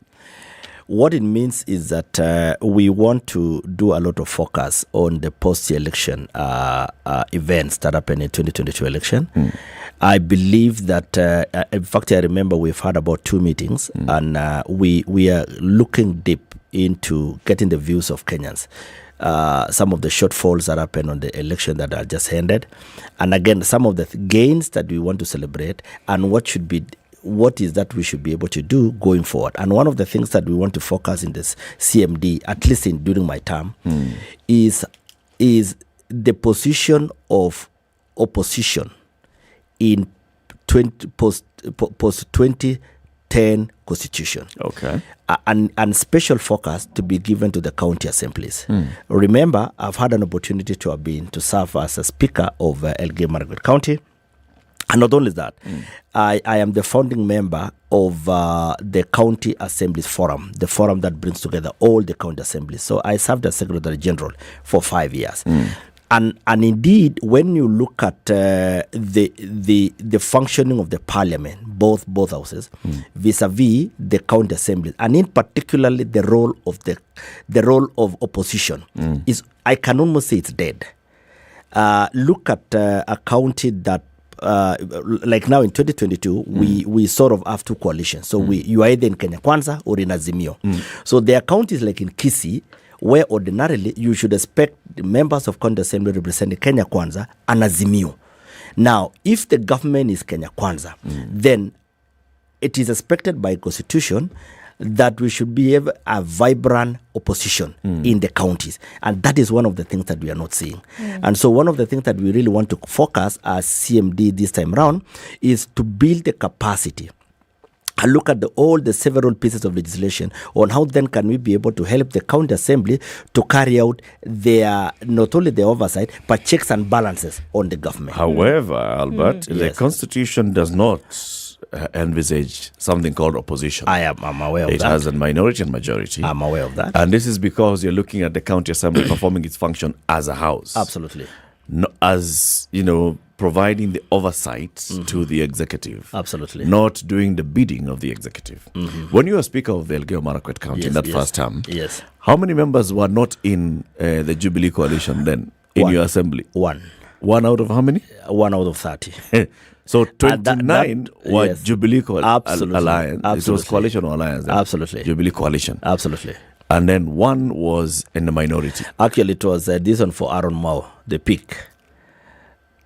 Yes. And actually, that was the MCA for my current senator. Elgeyo Marakwet. Absolutely. Current senator. It's called Embobut in Marakwet East. Yes. So, did he have any role? Was he? Well, so he was basically the leader of the minority. Absolutely, yeah. And he was the chair of the oversight committees. And that one, and in particularly the pack and pick. Yes. So we have one guy with the chief whip, the minority whip. The same time, the chair of pack and pick. And then the law County Government Act by then required that the minority must sit in the county assembly's board. Yes. So again, sitting at the county assembly Public Service Board. At the same time, chair of Public Investment Committee. And you know, chair of the Public yes, Account Committee. yes, and leader of minority at the same time. Yes, yes. Okay. Here we are saying, essentially, the call is on moving forward to say that the position of opposition must, almost saying that it must be entrenched. We're saying that it must be, and that you must have a vibrant opposition. What characterizes a vibrant opposition? One, and I think we have good history. We have the time that the current president was in parliament. You remember the Martin Shikugus of this world, the James Orengos by then of this world, where they were able to put a lot of pressure on government and working again with the civil society. And I think that is in the 2010 constitution, we have sort of lost that vibrancy of opposition. And I'm happy that the current president sort of, he has already made a lot of statement to the effect that I want the opposition to play their role, as it were. Okay. Now, and the challenge that we have is the current structure of the constitution only allows the minority group just to probably to build pressure through media. Just doing a press conference, because in parliament, there are not sufficient structures that can be able to allow the minority group to be able to build a lot of pressure. And again, remember the mess that, the mess that was brought in the previous government, whereby the supposed minority, which was the ODM, decided to go to bed with the government. And so that has confused the whole thing. So as CMD, we are trying to be able to have, actually to give a platform, a conversation. Probably this is a conversation that I would imagine that as time goes, Kenyans will be able to pick it up. But isn't it also then that there must be something that is the ethos of a group of people who, for whatever reason, find themselves in a position of the would-be opposition? That there is something you fundamentally believe in that would then fuel this position, that it wouldn't matter whether you were in government, that would be the ethos that you carry through. If you're on the other side, nobody would have to ask you to be vibrant because that was the very thing that propelled you. Absolutely. The driving force. Exactly. But I'm seeing that missing because of one of the things that you mentioned, that there is this inclusivity now that has been introduced into the way in which things have been done. Let's all just be part of this party. We don't have to we don't have to make a lot of noise. Let's all just be. Let's not complicate things. No, let's not complicate things. How can you then have an opposition where everybody just wants to be part of this thing in the first place? How can you do that? I think without an ethos as well? I think again, and I like that, because you see, even after having the ethos and the driving force, there is again, remember, you get into parliament through political party. And the challenge that we have now is that, yes, you might be having a lot of energy to be able to, you can articulate issues, you can build pressure on the government to do ABCD, but again, the political party that sponsored you to parliament might have decided otherwise. Okay?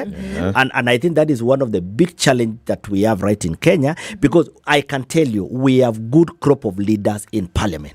Trust me, they are guys even in their own. They can be able to push an agenda, but because of the political parties that they belong in, they find themselves now like, I have to function in line with what the political party requires. Okay. And we have seen that, and I think I blame again the 2010 constitution that does not give the vibrancy, it does not give the room for parliamentarians to be able to build pressure on the government. And the last one, if you look at it critically, and I think in the previous regime, a lot of members of parliament would want to identify themselves with government. And I know it's good to be in government, but I know, again, you need to realize that when you go to parliament, you are there to represent the interests of Kenyans. You are there to be able to oversight the excess powers of the executive and so forth. Yes. Then I think the success of what you say that you're setting out to do as a CMD would be basically reining in the executive. It's not necessarily supporting the assemblies. It is reining in the executive, so that the executive does not overreach into the assembly and try to control what the assembly is doing. Because if the assembly, for example, you served as speaker of the county assembly that was almost homogeneous. And it was checking a governor who is also from the same party. But you had to play your role as an assembly to make sure that whatever the governor of Elgeyo Marakwet is doing is representing the interests of the people, or is in line with the interests of the people. So there are times when you'd be expected to say, we don't approve this budget because of these issues. We don't approve this project because of these issues. We are not going to just sit here and rubber stamp your nominees to the CECMs because we have an issue here, because we have received complaints from the people. So it's not just sitting back and saying, oh, unajua sisi tuko Jubilee na governor ni Jubilee, so yes. Kaende. Yes. Yeah. Yes. And the other thing that we want to do in this dispensation, we want to look at the political parties of Kenya and look at the principles of devolution. And whether political parties, because you see, let me tell you, in matters of devolution, it's not a choice. You cannot say that this political party believes in devolution more than the other one. Okay? So we want to look at do a checklist. Can the political parties of Kenya, each one, even in their manifesto, be able to drive the matters of devolution? And that is one of the, and I think we're having a lot of conversation with the development partners. I think the other day we had a Danish team that are going to build capacity on that. And so we will be able to work with the ORPP, registered political parties. We want to look at IBC. We will look at the PPLC, Political Parties Liaison Committee, so that then we can be able to help Kenyans to have all the political parties must be able to be driving the devolution agenda, because devolution here to stay. Devolution is the only component that has made all Kenyans to celebrate the fruits of their labor. Are these political parties interested though? Yes. Currently? Yes. Kenya Kwanza and Azimio. Yes. Is Kenya Kwanza, because Kenya Kwanza has the majority everywhere. Absolutely. Is Kenya Kwanza really interested in this conversation that you're having, where you want to basically say that you have a strong and almost independent legislative arm of government that then provides sufficient checks and balances on the executive? Yeah, I think so, because I think our team captain, His Excellency the President, has made several statements to the effect that under his regime, he would want to see, first of all, remember, during the time that we are launching the manifesto, he said that he would want to ensure that all the functions that have not been transferred must be able to be transferred to the counties. And the other thing, and you had the COG chair, His Excellency Waiguru, mentioning that in the William Ruto administration, we'll want to see more funding to be given to the counties. And so I believe strongly that working with the county assemblies, working with the Senate, working with the COG, the devolution agenda under the William Ruto administration is going to be strengthened like never before. And again, His Excellency the President has made it very clearly that we would want, and that is one area, Latif, that I really celebrate, that for the first time, we will not be looked like we are held hostage by the Constitution and say members of cabinet cannot be queried at the flow of the House. And you know, that is another level of doing a lot of oversight. And in this, the members, the senators, the Senate Speaker and the National Assembly, they have been asked to go and relook at the standing orders, so that then members of cabinet can be able to answer questions before the flow of the House. And that is one component that we had lacked for a minute. Let me tell you how it happens. And I know you know that if you have an issue on roads, for instance, and we do not have anybody to ask that question. So during on Thursday, what you call the statement hour, you then rise up as a member of Amachoke, for instance, then you ask the chair of budget, chair of roads, transport. Yeah, then the chair will be able to look for a member of cabinet in a certain corner, probably in Sarova Hotel in Mombasa. And you know, like this and this, Kenyans asking this. Then you come back again and say, Mr. Speaker, sir, this is the feedback. And you know, nobody can counter-cheat. This is the question I asked and the answer I got. Exactly. So we want to see a scenario whereby the members of cabinet, both at the county assemblies and the National Assembly, can be able to answer questions before the members of parliament and members of Congress. That, to me, I think they are going to elevate the whole aspect of oversight. I want to go back to this issue because we're still saying that an individual, whether you are then representative of the people who've essentially voted you in, you're beholden by your party. That you can have the most glorious plans in the world, that you can decide that you want to come in for change and, you know, for have a reformist agenda, etc., etc. But it is what the party dictates that you will essentially do. Now, whether you are in government or whether you are in the opposition, the thing remains true. So hadn't we, and for me, I'm going to say fix, because it is a problem. And I've always said that one of the issues that we have is that the politics so greatly played on the continent is not ideological, but that it is character-based. How then, because at the end of the day, what we're saying here is, Koche, that we are fighting for an opposition to then hold government to account. Yes. Can you have that if the very tenets upon which these things are built are not ideological? They are character-based. It's character-based politics. It's individual-based politics. It's that we are going to do what the majority will do, essentially. Absolutely. Isn't it? Yes, I You're going to do what the majority will do. I agree. So how do you then come and say, well, we're going to oppose this if we have a reformist agenda, or if we say that we are insisting that government bring down the price of food, bring down the price of commodities, step up on the development agenda? Well, that's great.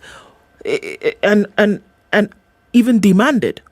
But how do you have that really done if the folks that you're asking to do this truthfully are not interested in that? And I think I agree with you, 100%. I agree with you. This is my thinking. We would want to realize that opposition is not only the debate. It's just been the vibrancy of debate. Looking at the role of the member of parliament, you look at the issues of representation, legislation. I strongly believe that a vibrant somebody who has a ethos can still be able to influence the functioning of opposition, even through the bills. You can be able to, and let me tell you, one of the things that is great in this country is we have a vibrant civil society. So we would want to see then how do we be able to partner with the civil society to drive that agenda. So we have a lot of bills that need to be able to be passed by the opposition. We have a lot of legislation that can be done. We have again a lot of statement building pressure on government through the committees that we're able to have. So my request for the members of parliament, and even before I go to that, one of the challenges again that we have is the number. You remember in the National Assembly, we have 369 members of parliament. The sittings are on Tuesday, on Wednesday, and on Thursday. Let me tell you, for you to be noticed by the speaker, it takes a miracle. And then there's rank. And then there's rank. You understand? Yeah. And that is where the safe haven now is likely to be on Senate, because probably you are only 47 and so forth. So I think you're 67 in the Senate. The 67. Yeah. So I want to call upon the young, vibrant members of parliament that I've called. Rise up to the occasion. Kenyans are watching you. Kenyans are looking out. You know, Kenyans woke up in the morning and they elected a lot of young people that they believe that they are going to bring a lot of revolution in the parliament. And I think they still have an opportunity to be able to do that, especially through the legislation. We want to see a lot of bills. We want to see a lot of debates that are going to touch and transform the people of Kenya. My point of not really departure, but a bit of slightly off departure with what you're saying, is when it comes to categorizing the parliament as having an opposition in parliament. Just because they're a minority. Minority opposition, fine. But then parliament should play that role of oversight as an institution. Say, for example, the new leader of the majority in the National Assembly, Kimani Ichung'wa. Kimani Ichung'wa was for a long time the chairman of the Budget Committee. Yes, correct. Then he was removed and the new chairman of Budget Committee came in, and this was Kanini Kega. Yes. When Kimani Ichung'wa was slept on the job. When Kimani was chairman of the Budget Committee, the Budget Committee would basically look at the budget policy statement and review the implementation reports of the budget from the National Treasury.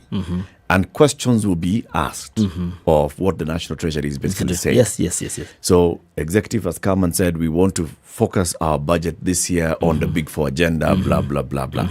Looking at the various reports of the Kimani Ichung'wa committee, then they would keep on asking, you said you're focusing on the Big Four agenda, but we don't have an implementation matrix. We don't have anything against which to judge your progress of this thing. And now you're coming to ask for more money. We don't even know what you've done with the money that we gave you the last time. But in the end, they would come out and say, we approve the budget. That to me always stands out as a failure of the Budget Committee is asking the right questions. The Parliamentary Budget Office is asking the right questions, but they are making the wrong recommendation or they're making the wrong decision at the end of it. So you sort of feel like Parliament is just basically not doing the job of Parliament. Just stamp is. It's becoming a rubber stamp. Yes.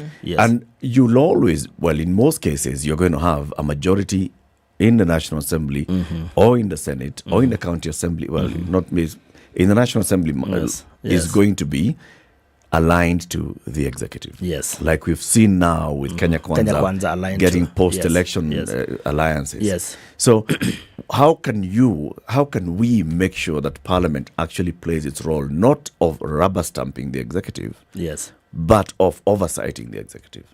It doesn't, that it should not be, there's some areas where it should be across the divide, whether in the majority or minority. If it is taxation that is too much, say no.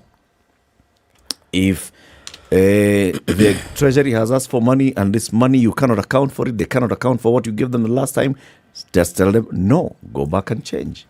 And I think again it calls to what my sister is talking about, the ethos. It boils again to the individuals, the men and women that the people of Kenya elected them to go to parliament. And I hear your conversation. I hear your conversation. Because when you do a budget public participation, Kenyans will be able to give their views. If you go to the budget office in parliament, they will still give their views. The members of the committee equally will be able to give their views. But the problem is when we have a sleeping opposition, because then I want to believe that the role of opposition in the budget making is to be able to capture the things that the majority have not captured, and that is for the Kenyans. Okay, and it calls for an individual, and that is my rallying call. I want to call upon the young, vibrant Kenyans who have been elected to go to parliament. Please represent the views of people of Kenya adequately, because what we have right now is an opposition that is supposed to be checking on the views of the budget committee, okay? But then again, at some point down the line, probably some of them, of course, you've been hearing issues to do with compromise and so forth. But again, it called for somebody of character. It called for people of integrity. It called for the people of principle to be able to push the agenda of Kenyans. And my request for the members of parliament right now is let's rise up to the occasion. Let us ensure that if you belong to Azimio, and I think William Ruto has given the space to Azimio, rise up to the occasion and build pressure on my government. You know, it's an open check. Rise up to the occasion and build pressure on my government so that then we can be able to deliver for the people of Kenya. Though your numbers may be few, your voices shall be loud. Yes. Okay. Yes. Okay. Albert Kochei is the vice chairperson of the Center for Multi-Party Democracy Kenya. He was the first speaker of the County Assembly of Elgeyo Marakwet between 2013 and 2017.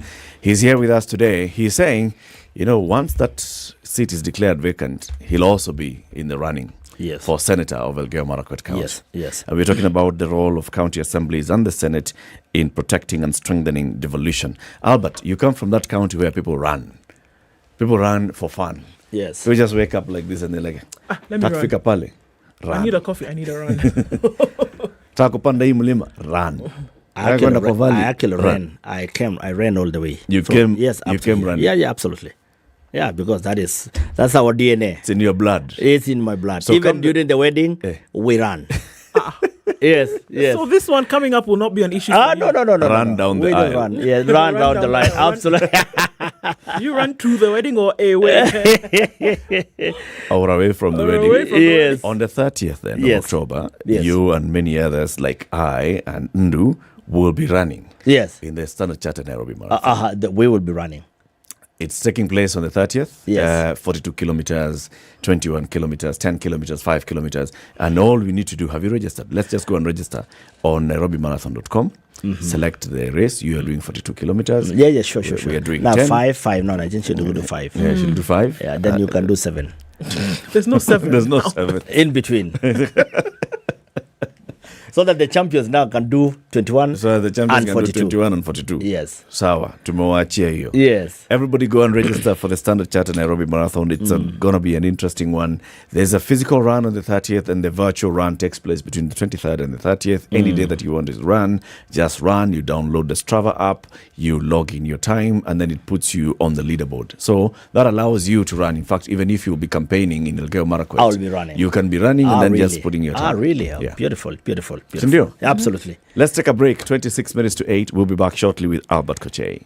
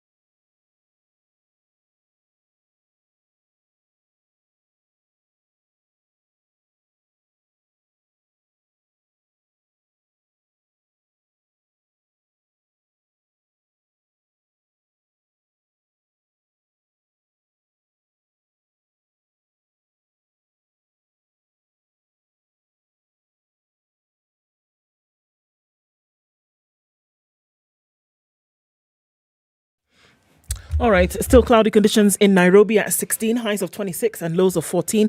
And it's 13 and sunny in Nakuru, highs of 25. 24 will be the high and mostly cloudy. Nyeri at 15, and it's 13 and sunny in Eldoret, highs of 24 and lows of 12. Light rain at 23 in some parts of Mombasa. At 29, that will be today's high. 29 will also be the high in a rainy Malindi in some parts at 25. It's 18 and mostly cloudy in Kisumu, highs of 29. And we'll see highs of 29 as well in a sunny in sunny Kakamega at 17. All right, looking into Kampala, it's sunny at 18, highs of 27, and 30 will be the high in a mostly sunny Dar es Salaam at 23. It's 17 degrees in Johannesburg, highs of 29 and lows of 14, while rainy at 24 in Lagos. We'll see highs of 30 and lows of 24. Mostly clear conditions at 22 in Kinshasa, highs of 32 and lows of 22.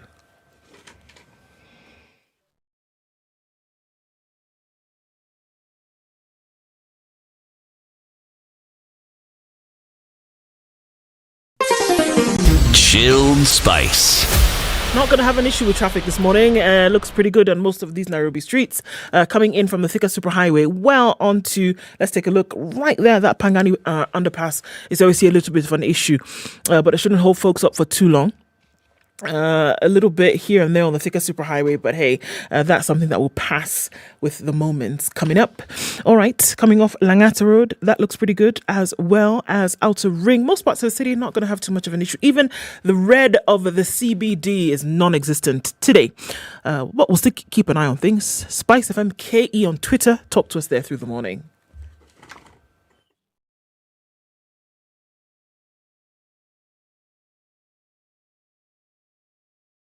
Mature, intelligent talk every morning. Spice up yourself.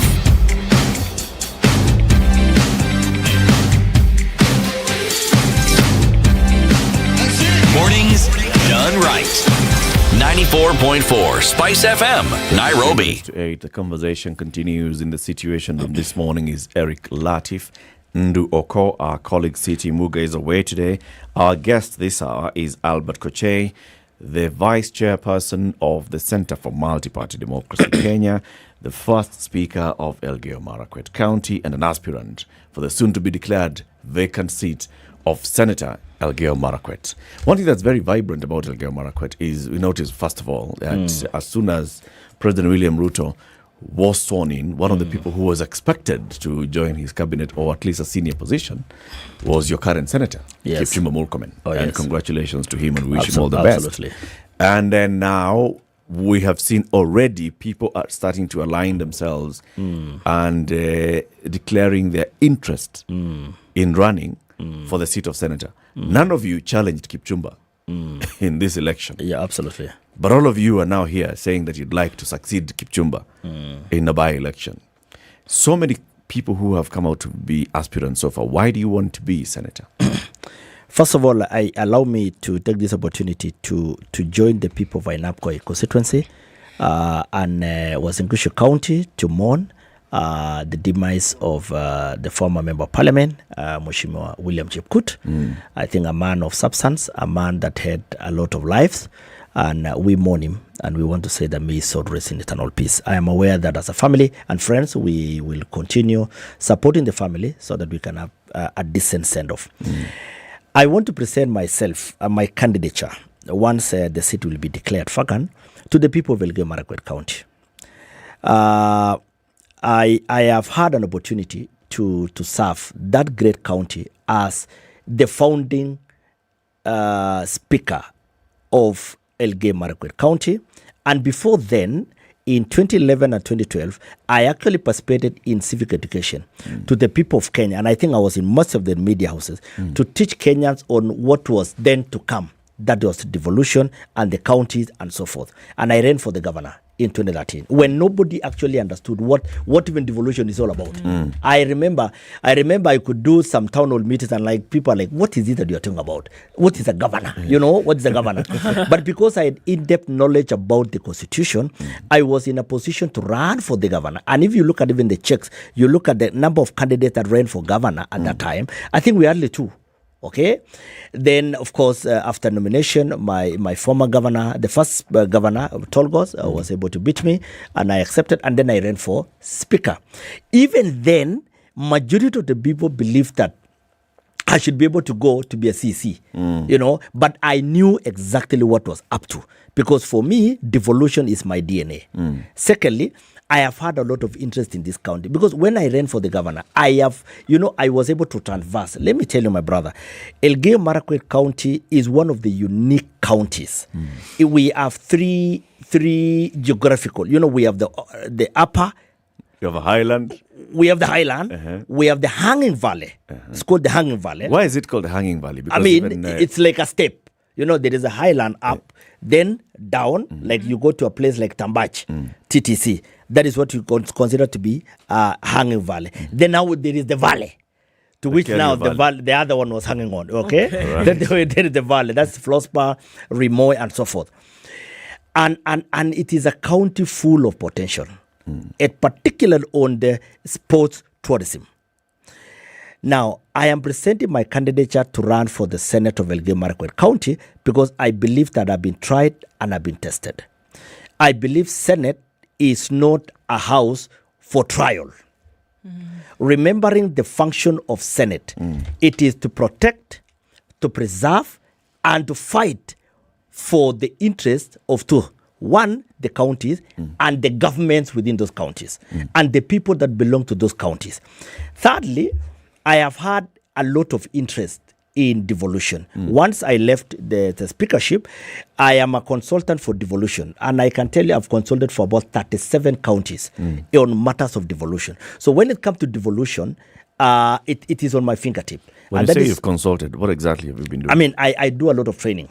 I do a lot of training for the county assemblies. I do a lot of training for the county government on matters of devolution and of course on the leadership and so forth. So I am offering my candidate under the United Democratic Alliance as one of the candidates that is going to run for the position of Senate. Now, three things that is in my mind. One, doing a stock take of what Onesmus Kipchumba Murkomen has done.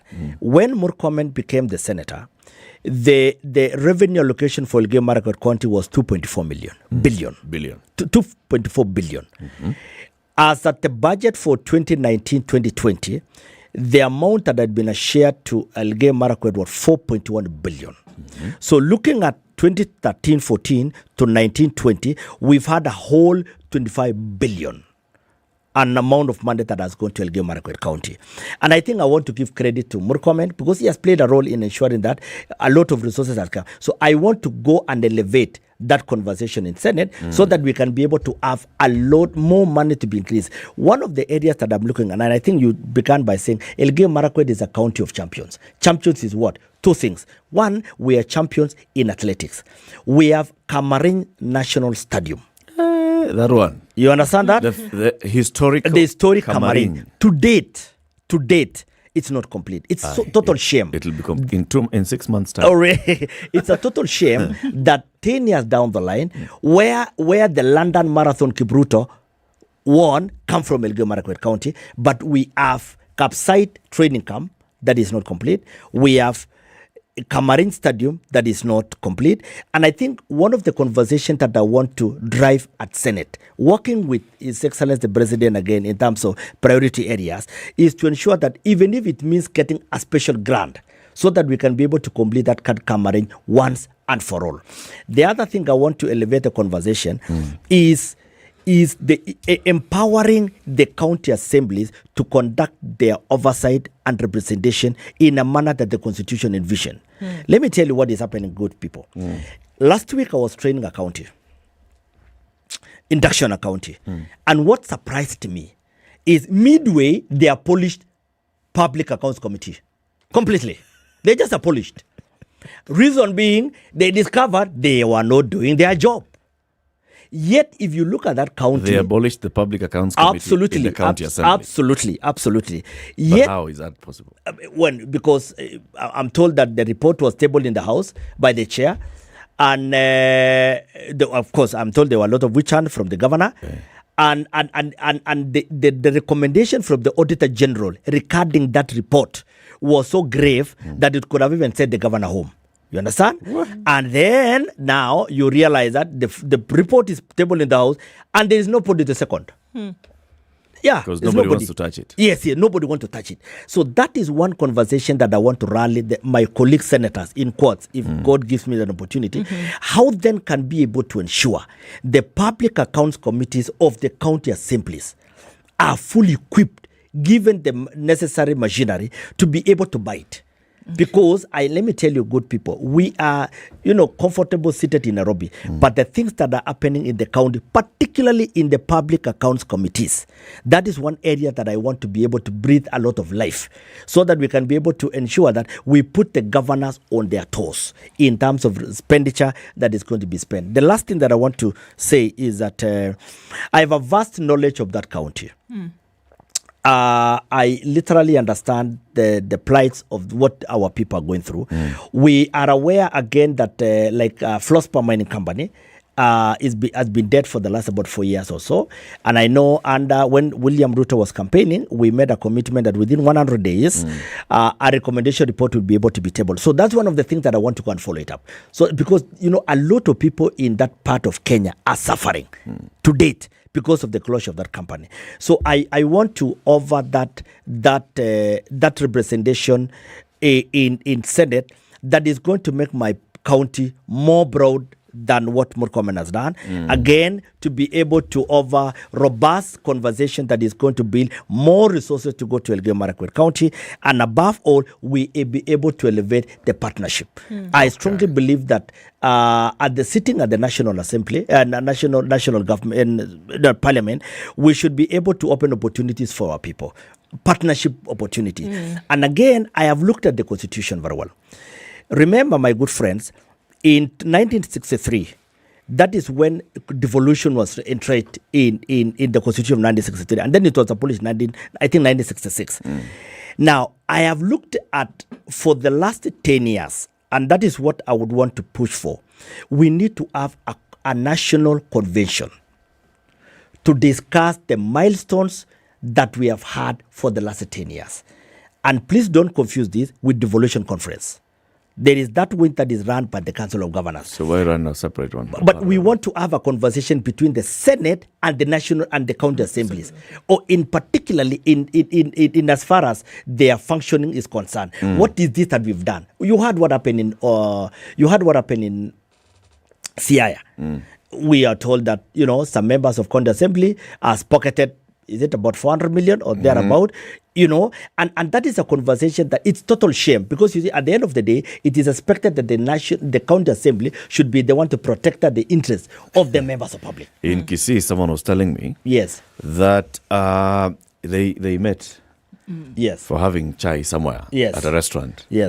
Oh, Mheshimiwa, Mheshimiwa. So there were several Mheshimiwas from Kisii County Assembly who were having tea. Wapi ule waiter? Speaker has walked in. Niitie Mora, unachua ile chai ile? Na ile mandazi? Letea speaker. Speaker, oh, by the way, now that we are many, I think we actually form quorum. Speakers, you call the meeting to order. Speaker is like, certainly. Speaker calls meeting to order. They have a conversation there. They decide what they need to do and the money that they need to spend. And the business is passed. Come off it. Are you kidding me? And they went back to the assembly and they said, Toa pesa, see to meeting may happen. Speaker was present.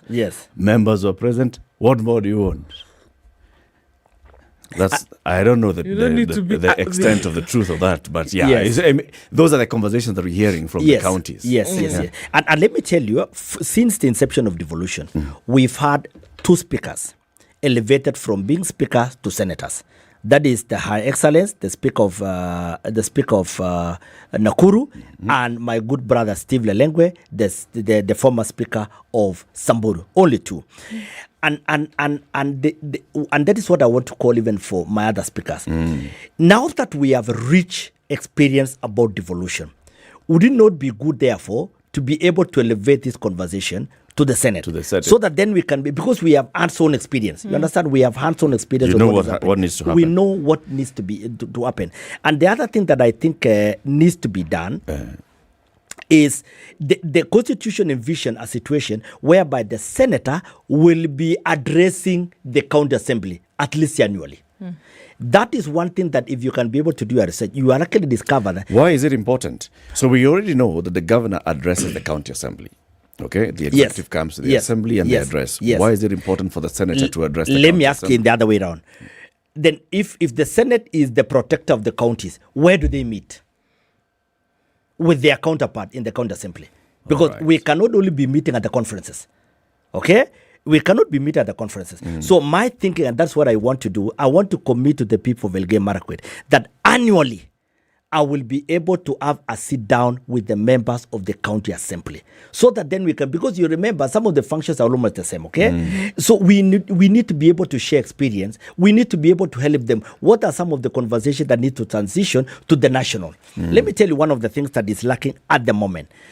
We are having issues to do with finance bill. Finance bill is the bill that will be able to say, what are we going to be charging ABCD? Do you know that the county government finance bill, there is no hand for Senate? The Senate does not play a role in the finance bill. Why should it? Let me tell you. Now, if in this finance bill, we will be able to promote issues to industrialization. If there is a manufacturing company that needs to go and set base in E10, then the whole issues of incentives that we'll be able to do that. For me, that conversation should be able to be harmonized at the Senate, so that then we can be able to encourage more investors. Because let me tell you, for the last 10 years, we have hardly seen major investors investing in counties, save for the urban counties like Kisumu, Eldoret. But when you go to the rural counties, hardly do we have investors be able to do that. One, because we have all this punitive taxation, we have all this double taxation. You know, from one county to another, you cut sales from this county, you go to this other county. That is a conversation that I strongly believe need to be amended at the Senate. So that then, because what the Constitution envision is that with devolution, there will be an upsurge of factories. We will not be having this what you call the rural-urban migration. It should actually be the other way around. I sort of hear you saying, Koche, that you support the proposal that was in the 12th Parliament for the formation of a county development board chaired by the senator, and vice chair is the county governor. Do you remember that? So that was a proposal that some senators were having. I know, that was sung. I remember that sung. Like pushing for that. Pushing for the senator to have control of the kind of devolution or kind of projects that are undertaken at the county level. Is that the kind of thing that you're saying? No.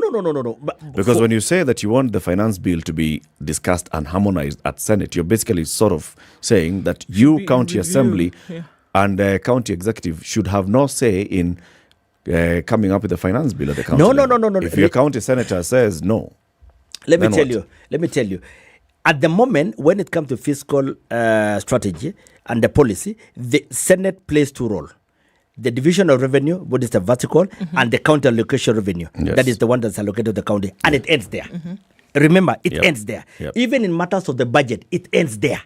There is nothing else that the Senate will be able to do in regard to the budget for the counties, in regard to the revenue division of revenue and the county allocation revenue. It ends there. And that is why I'm saying, and remember, we've had 10 years. We should be able to realize now that what are some of the pitfalls that we've been able to experience 10 years and what can be improved. From where I sit, I believe that there ought to be a synergy between the Senate and the county assembly in as far as the fiscal policy that is happening in the counties is related. I would not go for that where the governor sits with the Senate, but I want to look at the county assembly. Remember, even at the county, there is what you call economic budget council at the county. So some of the areas that I think the areas of partnership that can be able to strengthen devolution at the counties. Okay. Yes. I want to ask then the question. The president has pledged to have more of the functions transferred to the county. To the counties, forever. What do you think is a priority function that needs to be transferred, like immediately? There is no way, my friends, that we have Kilima House full of staff. We have, what do you call this, the health one, Afia House, full of staff. Yet those are some of the critical functions that have been transferred fully. The only thing that should be remaining in Nairobi, by the way, should be policy and harmonization of policies. The rest of the technical team should be able to go to the county. How then is it that there is a lot of money that is remaining at the Afya House, there's a lot of money that remains at the Kalima House, yet these are functions that are devolved? So my plea to the president is that we transfer functions, money will be able to follow functions, and again, let's equally transfer the staff at Afya House. I hear that you're asking for a deeper involvement of the Senate in county matters. Absolutely. That up until this time, all right, there's an oversight role that that the Senate has played, but in terms of getting your hands dirty, as it were, that the Senate has not really been involved in that. So then it's also possible not to justify the existence of the Senate. Of course, and anybody discussing that Senate is not worth being existent is the enemy of devolution. I will tell you that for free. Because even looking at Article 93 of the Constitution that speaks about the role of the Senate, protector of devolution and the counties. Absolutely. I mean, that cannot be underpinned and undermined. So this oversight role then, we're saying, needs to then be more deeply entrenched. Yes. But then I hear you also saying that there should be more that senators must do at the county level. Each county has its own senator. That's clear. I mean, away from the nominated ones then who have special duties. Correct.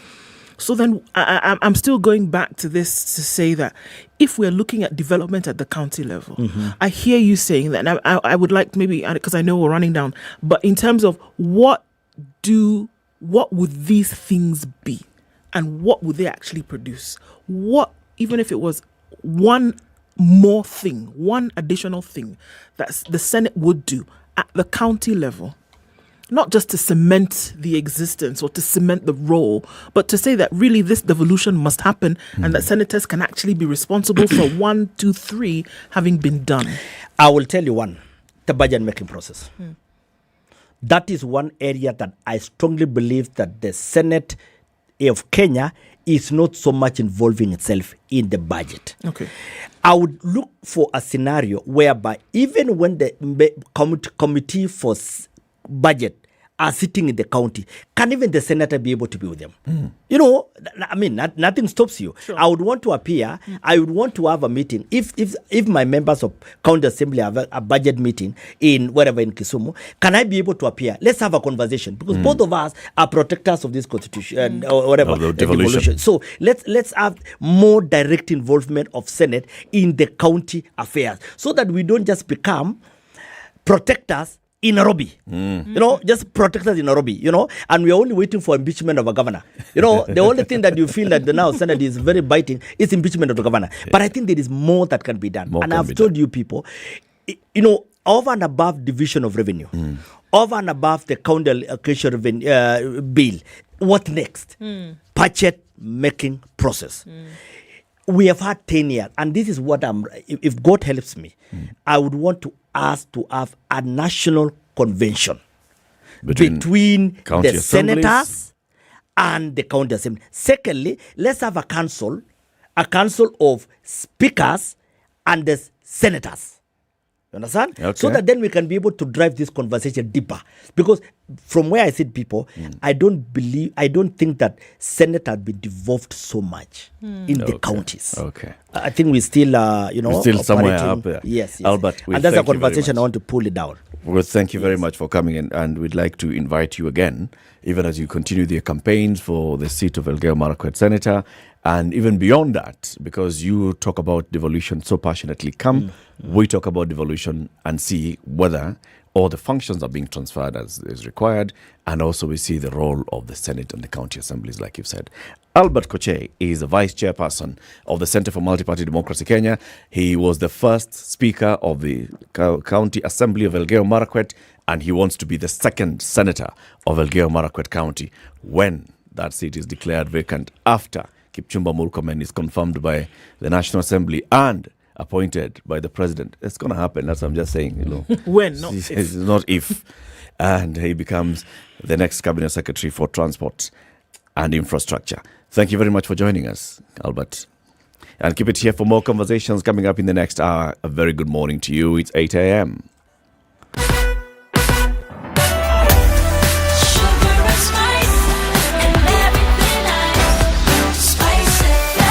Spice up your life.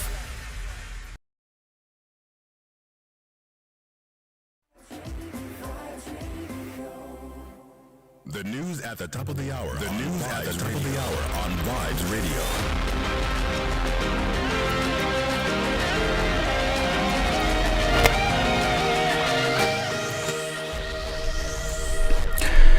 Good morning, this is Newswire. I'm Dennis Aseto. The Kenya Union of Domestic Hotels, Educational Institutions and Hospital Workers (KUDHEA) has issued a 14-day strike notice to the Board of Egerton University of alleged non-compliance with a signed collective bargaining agreement. The Union Secretary General Albert Nyeri is accusing the institution of delaying the salaries of non-teaching staff. The union now wants Egerton University to implement the deal reached between the institution and the non-teaching staff, failure to which they will down their tools. We are now giving notice. As a leader of the universities, I'm saying, Egerton University, if by that first they will not have paid full salary, 100% of the salaries they owe the workers of university, if they will not have paid their arrears of the 40%, if they will not have implemented our collective bargaining agreement 2013-2017 in full, and above all, if they will not have negotiated our internal collective bargaining agreement registered by Industrial Code, by Labor and Relations Code, by that 1st of October, all workers of university will have no other alternative but to lay down their tools until when their demands are met. Otherwise, we cannot have management enjoying allowances, freedom of association, and above all, full salaries, whereas the employees are still demanding their full pay. They accused the university management of turning a blind eye to the welfare of the majority of the workers in the institution. Now, the Machakos Law Courts has launched a court users committee to sensitize the community on children's rights and also ensure that justice prevails. Speaking at the Machakos Law Courts, Justice Tercia Matheka said that the committee will promote a child-friendly administration of justice. Matheka encouraged the committee to be children rights ambassadors and asked chiefs and their assistants to look out for the children, since they are in charge of the lowest administrative unit and hence can easily interact with people and report to the relevant bodies. The High Court judge added that they will ensure children who don't have representatives to speak on their behalf have lawyers who will assist them in their cases, since they can't express themselves as adults do. And a 60-year-old man has been killed in cold blood after being allegedly bastard with a 25-year-old woman by her husband in Gashuba, Nyamira County. Police say Peter Nyakundi was early slashed to death by Robert Omoyo after the latter found him in his house with his wife, identified as Sarah. Sarah is said to have immediately escaped after the 2:30 a.m. incident, while Omoyo surrendered himself to Keroka police station. And a man from Malava, Kakamega County is accused of killing his wife by beating and strangling her following a domestic disagreement. It is alleged that the suspect, Jonathan Shikuku, started an argument with his partner, Faith Nanzala, who is a mother of two, after marrying a second wife and asking the deceased to leave the house. According to the couple's neighbors, the two have been living in constant wrangles for the past 2 years. Area villagers, elders led by Wycliffe Mulongo, have urged couples to resolve domestic disputes through elders or religious leaders instead of taking the law into their own hands. And the Ilchamus community living in Baringa County will now read the Bible in their local dialect. This follows the launch of the New Testament Bible, which community members say will help in preserving culture and weed out vices which have hindered them from prospering. During the launch, the dedication of Ilchamus New Testament Bible at Loiti, Baringa South, and songs and dances was in plenty as the community, which is part of the larger Mass-speaking community, celebrated the milestone. The professionals from the community, led by Solomon Letangule, said the launch of the Bible will help the community to shun retrogressive culture which have seen them lagging behind for years. The event also saw locals reading the Bible in their native language, giving them a sense of belonging and setting a new dawn for the Ilchamus community. Peter Muguti of Bible Translation and Literacy said it has taken the community 18 years to the localized Bible of the New Testament. And the second annual East African Court of Justice Judicial Conference is set for the 26th to 28th of October 2022 in Kampala, Uganda. The Judicial Conference, under the theme Transforming Access to Justice in the East African Community, is expected to be graced by His Excellency Yoweri Kaguta Museveni, the President of the Republic of Uganda. This is Newswire. I'm Dennis Aseta. Good morning.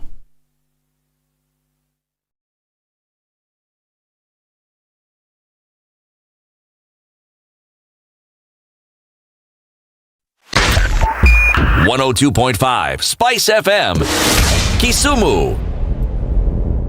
The day we have no issues with traffic, it's Monday morning and it's a traffic-less day. We're looking at much less of it on the roads today. I don't think we're going to have an issue at all. We saw a little bit there building up on the Thika Superhighway that seems to have cleared up as you get towards the Pangani underpass. That's all right for now. And we're not seeing anything on Langata Road. And so that looks pretty good. Most of it, even in the CBD where we see the dot of red every time for traffic, is not happening this morning. So it looks like it's going to be that free and clear day through most of today to be expected. SpiceFM KE on Twitter, just in case anything happens. Let us know, or you find something that we should know about and spread the word. We'll do just so. Let's keep things moving whichever way today.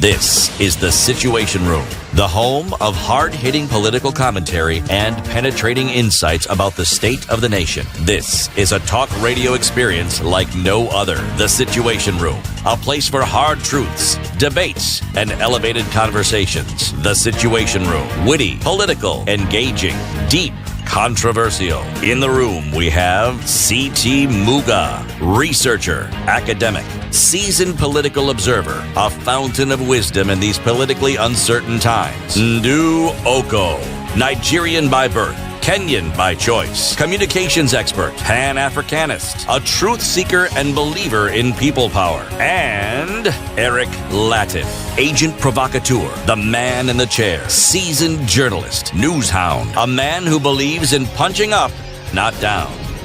This is the Situation Room, 8. the only way to start your day. Happy Utamaduni Day, wherever you're tuned in this morning. It's a big day. It's Utamaduni. This is a big month. Is the Cancer Awareness Month.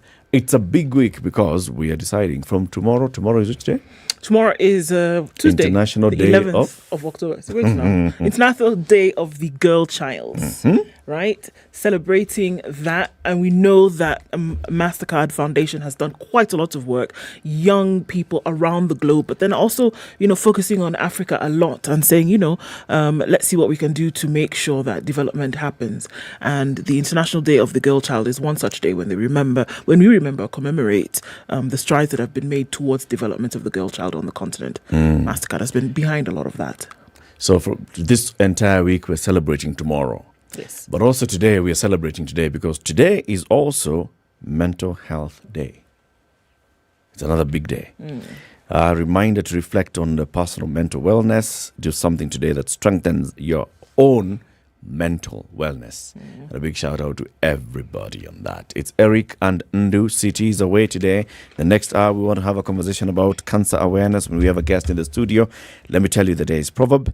It's an Ivorian proverb, which means it's from which country? Cote d'Ivoire. Okay. Yamoussoukro is the other one I couldn't remember. Yamoussoukro. Yes. That is the administrative capital of Cote d'Ivoire.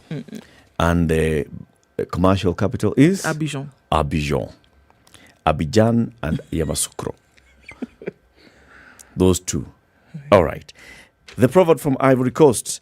A poor man's sheep will never get fat. No. A poor man's sheep will never get fat. No? No. No. No, it won't. Even if you put it in that 1 acre that you're going to win free of charge from AMG Realtors. You can. But okay, if you get 1 acre piece of land in Nanyuki, you're no longer a poor man. You call it your status changes, okay? So if you think you're poor, you're not. Because there's an opportunity for you to increase your wealth with AMG Realtors. They are giving away 1 acre of land to one lucky winner. And the pieces of land is in Nanyuki. You'll be one of 6 winners because they're giving away 10 acres of land to 6 winners. One person will take 5 acres. Imagine that. And then 5 people will win an acre each. An acre each. Text the word Chamba to 402 99 for that conversation. Okay. So we have 2 guests in the studio.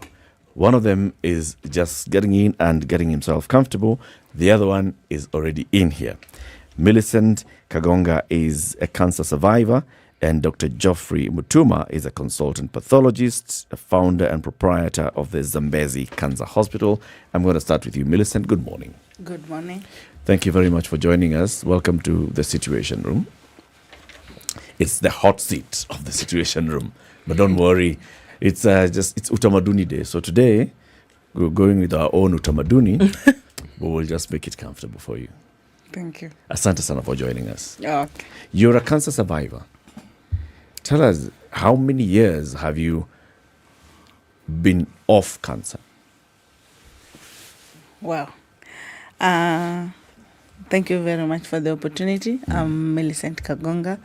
I'm a cervical cancer survivor, and I'm also the founder of Symbol of Hope Warriors, based in Kariobangi. And my journey, I love starting it the way it is, because I want a lot of women to get the information outside there.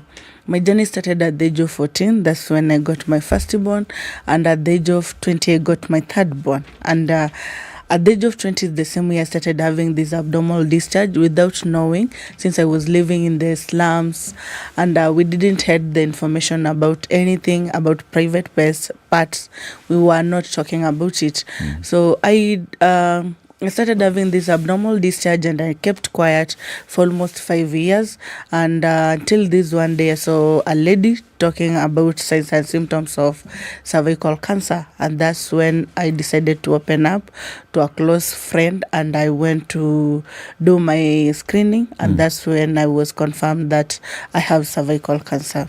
What stage was it by the time you were getting screened? By the time I was getting screened, it was advanced. It was stage 4, and it wasn't a good message for me, since in those areas we thought like cervical cancer is or any chronic sickness is the sickness for the other side. Sentence. Yes, not. You thought it's a rich person's disease. Yes. So. So when you heard this and you're thinking, surely, how? From somebody living in the slums to be diagnosed with cancer, that's not possible. Did you argue with the doctors? Yes, I tried to argue with them, but at first it was like a shock to me. I fainted, and then I just decided to kill myself.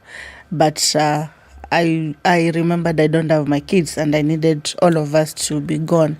Until one day I found out the information. I did another biopsy, and I did my treatment in 2017. So you can see there is a bigger gap. And if I was diagnosed early and I gotten treated, I could have been able to save part of my body or to save my life. Yeah. Tell us about this person from whom you heard about cervical cancer and the symptoms that then made you think, let me get myself checked.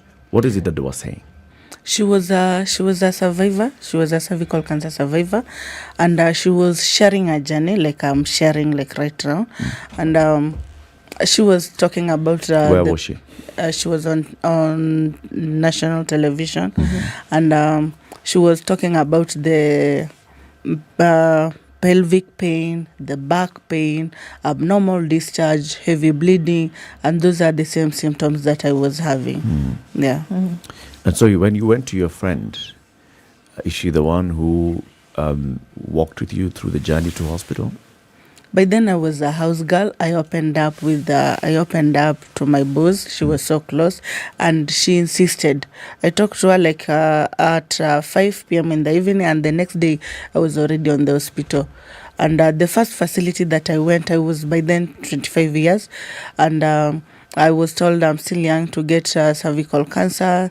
I did some tests, and I was the doctors, by the first facility, I was told it's infection. So they got me the medication. I used the antibiotics, but after 2 weeks, I went to another facility and insisted to do the cervical cancer screening. Mm-hmm. Yeah, because I actually was interested in getting that bit of the number of health facilities or tests that you underwent by the time they then confirmed that this is cervical cancer. The first time you went, they said, your symptoms and all, you're too young, it's not probable for it to be cervical cancer, so let's just do some tests. And they thought it was an infection. Yes. And you were put on medication. Yes. The second one where you went and you insisted, what was the initial reaction of the officers in that clinic? They were not happy because sometimes you see you are just a patient. Yeah. But I'm glad I insisted, and after them trying to do the diagnosis, even they were shocked. I had one of them telling the other one, because there were two nurses, and they start saying like, I have never seen such a thing, and how is she, and she's still young, how can she have this? And they started apologizing. Millicent, we are so sorry. You have cervical cancer stage 4.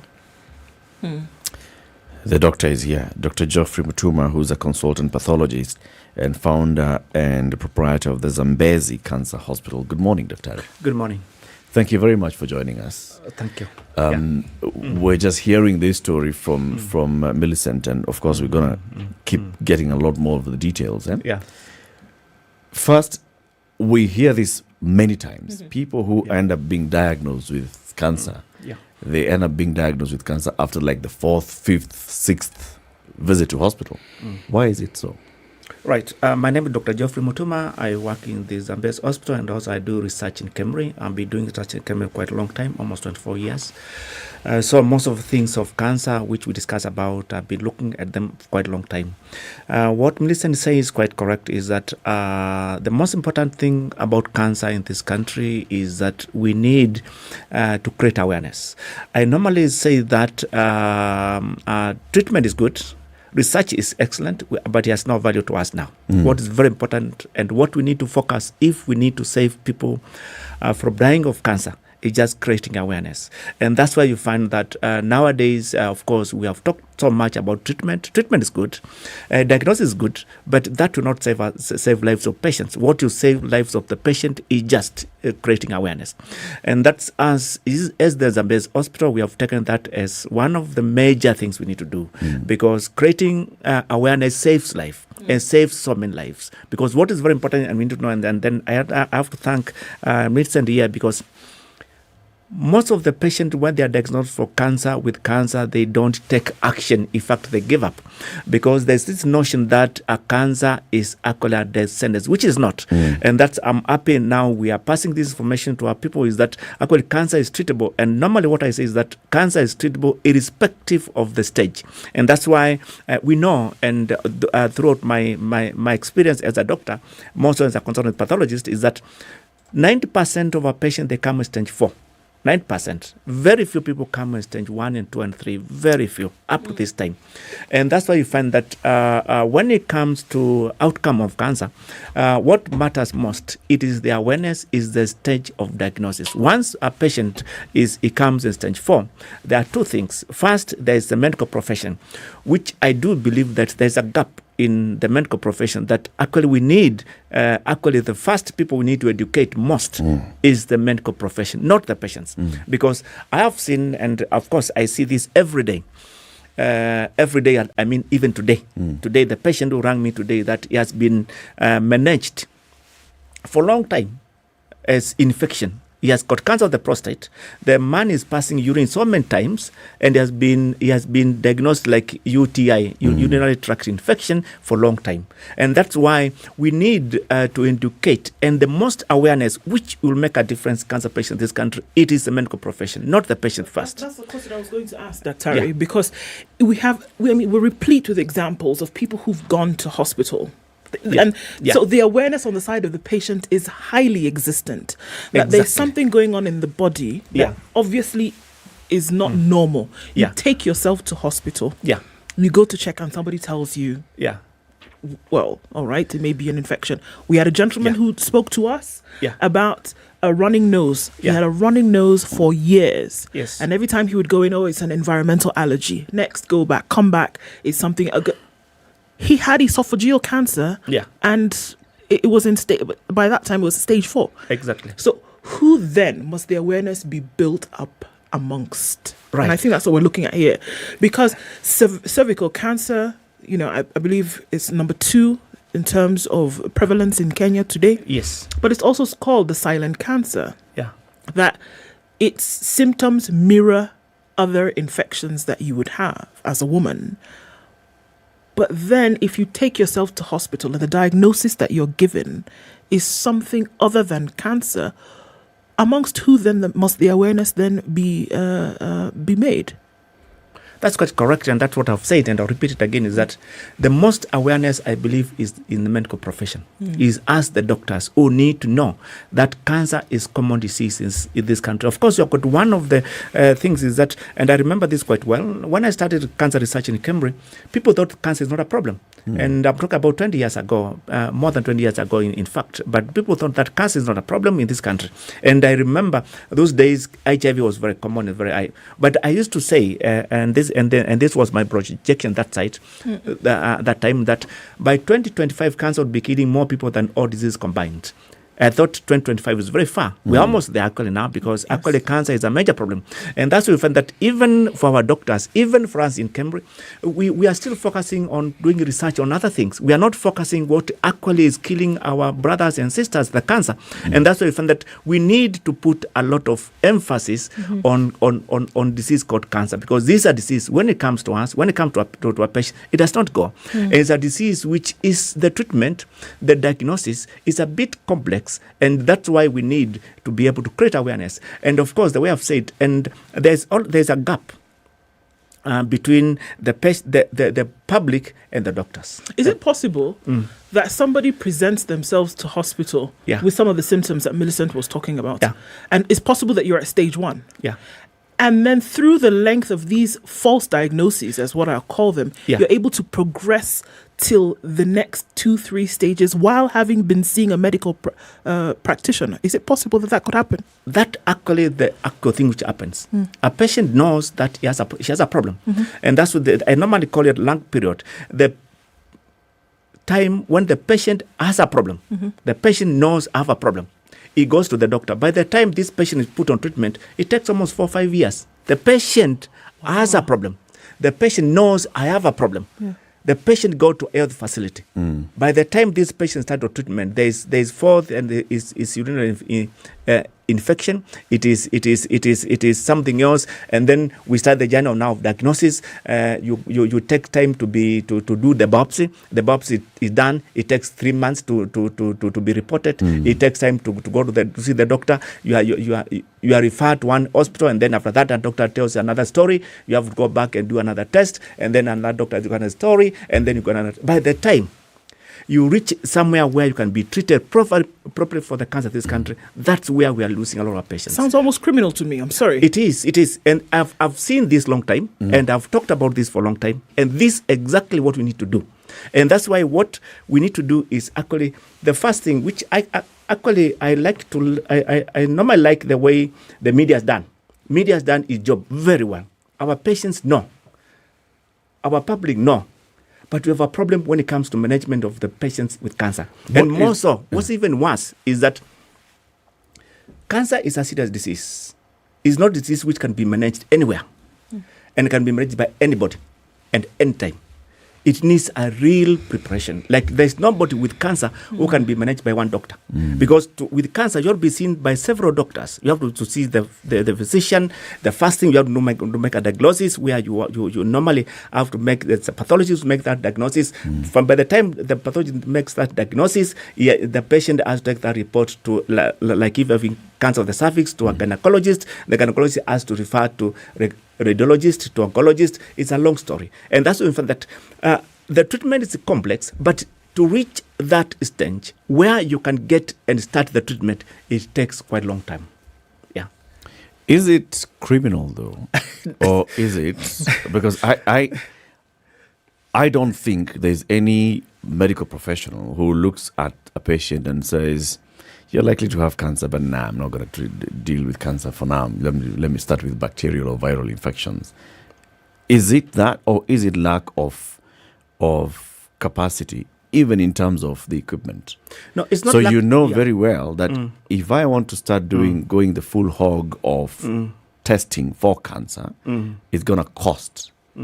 I'm not going to start telling Millicent, so the first thing, oh, you've come. And you're saying backache, all right, the next thing, abnormal discharge, the next thing, hip pain, okay, all right. So it sounds like it could be. So go and start taking these kind of tests, which are going to be very expensive. Right. Or is it, so let me just do a process of elimination. Let's start treating what is most likely to be. Right, you are very right. First, it's not criminal because there are two things. When the doctor makes the wrong diagnosis, that's not criminal. Yeah. The only time it's criminal is when you make the right diagnosis and you give wrong treatment. That now you know it. Once you don't know, that's not a mistake of the doctor. Now, something very important is that most of us, when we were trained, cancer was not there. So that's actually most of the doctors, is actually now current doctors now who know cancer is common. But people who are trained a long time, we are still thinking about typhoid, talking about amoeba, talking about pneumonia. When you have cough and you have got cancer of the lung, most of the doctors will start talking about TB and pneumonia and things like that. So the first thing it is, the way I've seen it myself, of course, I've been in the field for a bit of time, is that cancer came so fast. Cancer came so fast in this country. So most of us, the doctors, actually, cancer is a second thought. It's not the way we were trained that when a patient comes to you, malaria is fast in your diagnosis. TB is a fast in your diagnosis. Pneumonia is fast in your diagnosis. Cancer used to be somewhere there very, very, very, very far. It was far-fetched. And that's why now we have to change that. So are we saying that it should be in your foremind then, as a doctor or as somebody that when somebody presents with symptoms which have been prolonged, that because of the way in which cancer has developed so quickly in the society, that it should be then amongst some of the first things in your mind as a doctor when these symptoms are presented to you in a patient? Right. In fact, nowadays, what I'm saying, when a patient comes with anything, maybe cough, sneezing, the first is cancer. The first, which should come to the doctors currently in Kenya, the first thing is cancer. When somebody comes with headache or vomiting, the first thing every doctor in this country should think is cancer. Forget about malaria. Forget about typhoid. Forget about other things. When somebody has constipation, instead of starting to treat typhoid and amoeba, treat cancer of the colon. But doesn't the length of time matter? Or are all of these things taken into consideration? Yes. If I present myself to you and I say, well, I've had this cough for the last 3 months, it's not gone away. I've had this. So it's a sore throat. It's a sore throat. I keep losing my voice every morning because So then, and I don't have environmental allergies, for example, but I have this tickly thing. So are you saying now over time, is that what you look at? It's not somebody who rocks up and had a fever for 3 days that you're going to say, there's possibility of cancer, but are you looking at the time as well? No. In fact, really? No. With currently, and that's my experience and what I've seen, and because I've really handled many patients who I wish they should have diagnosed early. And that's why I'm saying currently that when a patient comes, instead of thinking the infectious diseases, think about non-infectious diseases, which the first one is cancer. Any patient with any symptoms, and I've seen that, and that's why the way Millicent has said, she went and the doctors and the nurses were thinking something very different, and that's why when a patient comes, irrespective of length of the symptoms and signs which the patient has, the most important thing in this country this time, the first thing we need to think about is cancer, and that will save a lot of life. Of course, if you think about cancer and you find it's not cancer, now you start treating your normal cough and normal allergy, that's okay. But if a patient comes and you think about cancer, you save more lives. Whether you got that shift of thinking. It's the mindset. That needs to shift. Let's take a break. It's 29 minutes after 8. Dr. Geoffrey Mutuma is a consultant pathologist. He's a researcher at KEMRI. He's a founder and proprietor of the Zambezi Cancer Hospital. And Millicent Kagonga is a cancer survivor and a founder of the Symbol of Hope Warriors. She's here also with us because it's Cancer Awareness Month. We are creating awareness and discussing about cancer and its prevalence in the country. Time for us to take this quick break, but also remind you that, when you are looking for tech talent to hire for recruitment, many of the times, especially nowadays, people don't know what to look for in tech. So you do what? You studied computers. Tech. Come. Tech. Studied engineering. Tech. Come. There are people who have done that kind of vetting for you. They've looked at various people who have various levels of expertise and experience and skill in tech-related field. They have also upskilled them and given them certification. They've done the background checks for them. They have done the rigorous vetting. They handpicked the people and they've put them in a place called The Room. And if you go to the room and say, I am looking for tech talent, they'll ask you, what exactly are you looking for? Tech, we're here. What exactly are you looking for? Then you say this, that, the other, and they'll tell you, this is your need. So we have got this kind of people. These are their CVs. We have vetted them. We have ensured that what they say when they say they've got this kind of certificate and this kind of degree, it is clean. But also we have tested their skill, and this is the level of skill that they have. So you're able to pick somebody there, which makes it much easier, less rigorous for you, and it makes it work much better.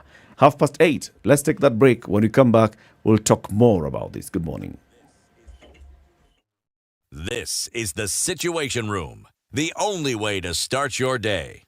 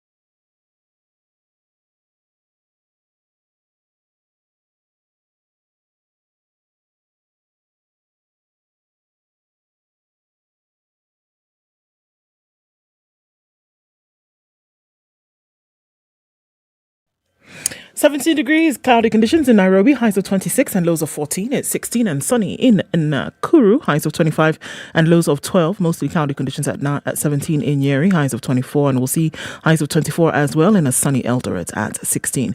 25 and raining in Mombasa, highs of 29. And we'll see highs of 29 as well in a rainy Malindi in some parts. 20 degrees and sunny conditions in Kisumu, highs of 29 and 27 will be the high in a mostly sunny Kakamega. 21 and sunny in Kampala, highs of 27 and lows of 17, while it's mostly sunny at 25 in Dar es Salaam, highs of 30 and lows of 22. Sunny at 20 in Johannesburg, highs of 29 and lows of 14, and rainy in Lagos at 24, highs of 30 and lows of 24. 23 will be the high in 32 will be the high in Kinshasa. It's currently cloudy at 23. 22 will be the low.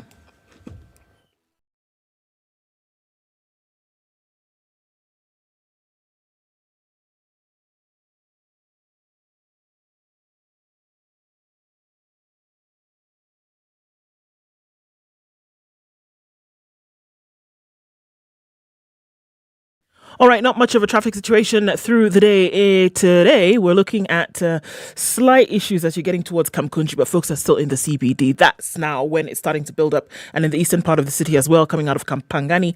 But Juja Road looking pretty good as you're getting to the city, as well as coming out of Westerns. James Gishiru has not known traffic for some, has actually seen quite heavy traffic situations through most times, but looks all right right about now. SpiceFM KE on Twitter. Let us know what's going on where you are through the day to keep things moving.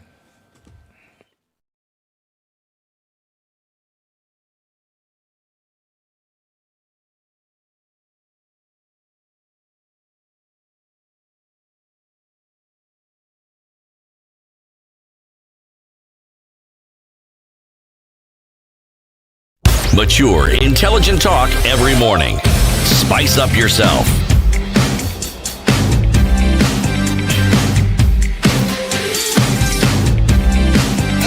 Mornings done right. 94.4 Spice Up. Marking Cancer Awareness Month and creating more and more awareness with us in the studio this morning, Dr. Geoffrey Mutuma, who is a pathologist, founder and proprietor of Zambezi Cancer Hospital, and also researcher with KEMRI, and Millicent Kagonga. She's a cancer survivor and a founder of Symbol of Hope Warriors, telling us her cancer journey. Millicent, when you were going through this journey, there's a whole issue that many people talk about when it comes to cancer treatment: cost. Tell us about that. Wow, that's a great question, and I normally speak for the voiceless. So the cost is too high. At my days, I was to do like 25 cycles of radiotherapy, whereby each cycle was 3,600 per cycle. That is a governmental hospital. A private hospital, of course, is much higher. And also I needed another treatment called brachytherapy, which is so expensive. In most of our government hospital, by then the machine wasn't working. I ended up doing to a private facility at 40,000 per session, and I needed 3 of them. So the cost was too high. I was also to do 6 cycles of chemotherapy, but I ended up doing 3 of them because of the cost of the treatment. By then, NHIF used to be paying like 80% of the treatment, but now NHIF is paying like 40% of the treatment, whereby we are losing more women to the cancer, because maybe you are to do 35 cycles of radiotherapy and NHIF is only paying 20 cycles. So the rest of the treatment, you need to sort it yourself. So the cost is too high, and especially to cervical cancer, we are losing women who hasn't finished their treatment. Like radiotherapy, they can't do the treatment because of the high cost. And it's high time the government to come up and to see how we can take care of our women. Like the research says, we are losing more than 9 women of cervical cancer per day. Those are a lot women, and those are the women that have already diagnosed. What about those women that we are losing who hasn't been diagnosed yet? So if we look to our research, is that we are losing like 20 women per day. The reason why, maybe the 11 women have not been diagnosed, because even the diagnosis itself is so high. Like biopsy is 40,000 and more than 40,000. Where are you going to get like that such kind of money to do the biopsy? So even before you start treatment, yes, there are all these tests that you're doing. Yeah. How many tests did you have to undergo?